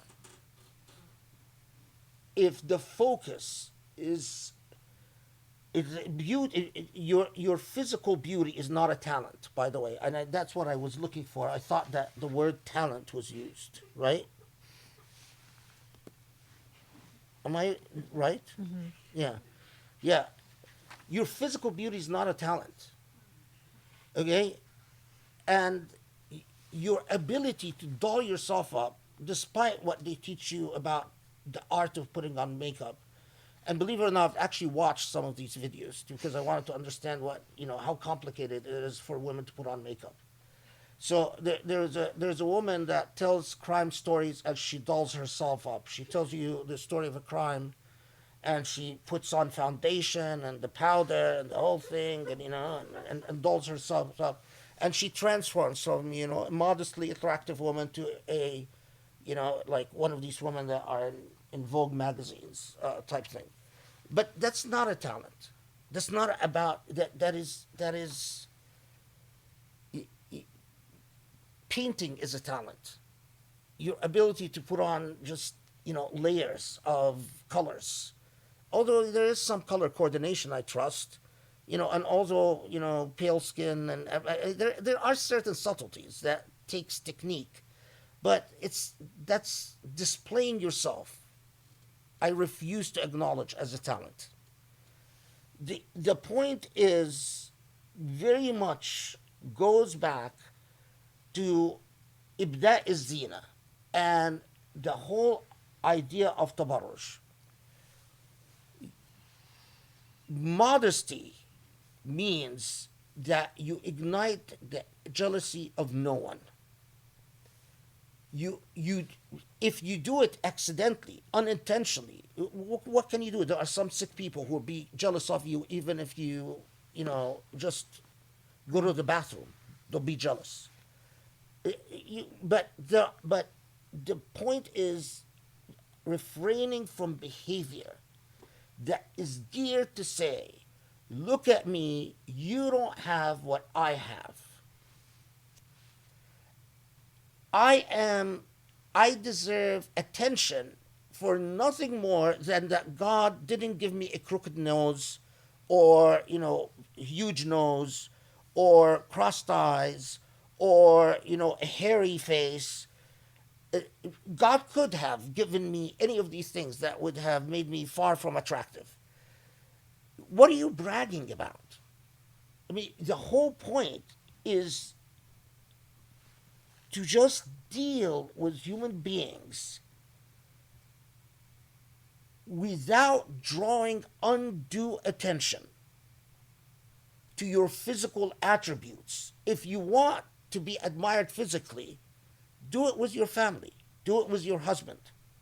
Put on, be admired by your brothers and your uncles or whatever. Whether muhajjaba or not is not the question for me. What I was saying is that it is paradoxical that some women insist on wearing the hijab and then negating the logic of the hijab in the first place by saying, focus on my face. Marvel at my beauty. What is the point of that? If a woman tells me, marvel at my beauty, who is not my wife, I don't see anything healthy from that. I don't see any, maybe I'm wrong. Maybe someone can convince me there's actually some salvageable value from that. But I would rather deal with a woman's personality, deal with her ideas, deal with her intellect, deal with her piety. Since I have no business with her beauty, I can't do anything with your beauty, ma'am. I'm not married to you, so other than staring at you, your beauty is your business and your folks' business. So the part of you that concerns me is your intellect and your personality and your piety. Other than just looking and saying, oh, well, you're pretty, your husband is lucky if you have a husband. Well, where does that get me? Or get anyone, or get you for that matter? Now, that is then some people come say, well, but, some women, having a little bit of color adds to their sense of worth, or having a little bit. We're not talking about a woman putting, lipstick or putting some powder to get some color in her face. That's not what we're talking about.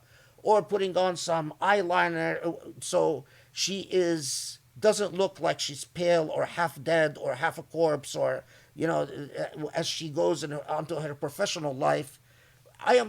When I sell dolled up, I am talking about women who literally paint their face so that they become an object of desire. And let's be very frank about it. It is becoming an object of desire. It is saying, be obsessed with me. Focus on my beauty. What my understanding of the Quran is that we should all avoid, men or women, saying, focus on me as an object of desire. Does that clarify anything? Okay. Alhamdulillah, excellent. Anybody have any more questions, clarification? Was that cool for everybody? Okay.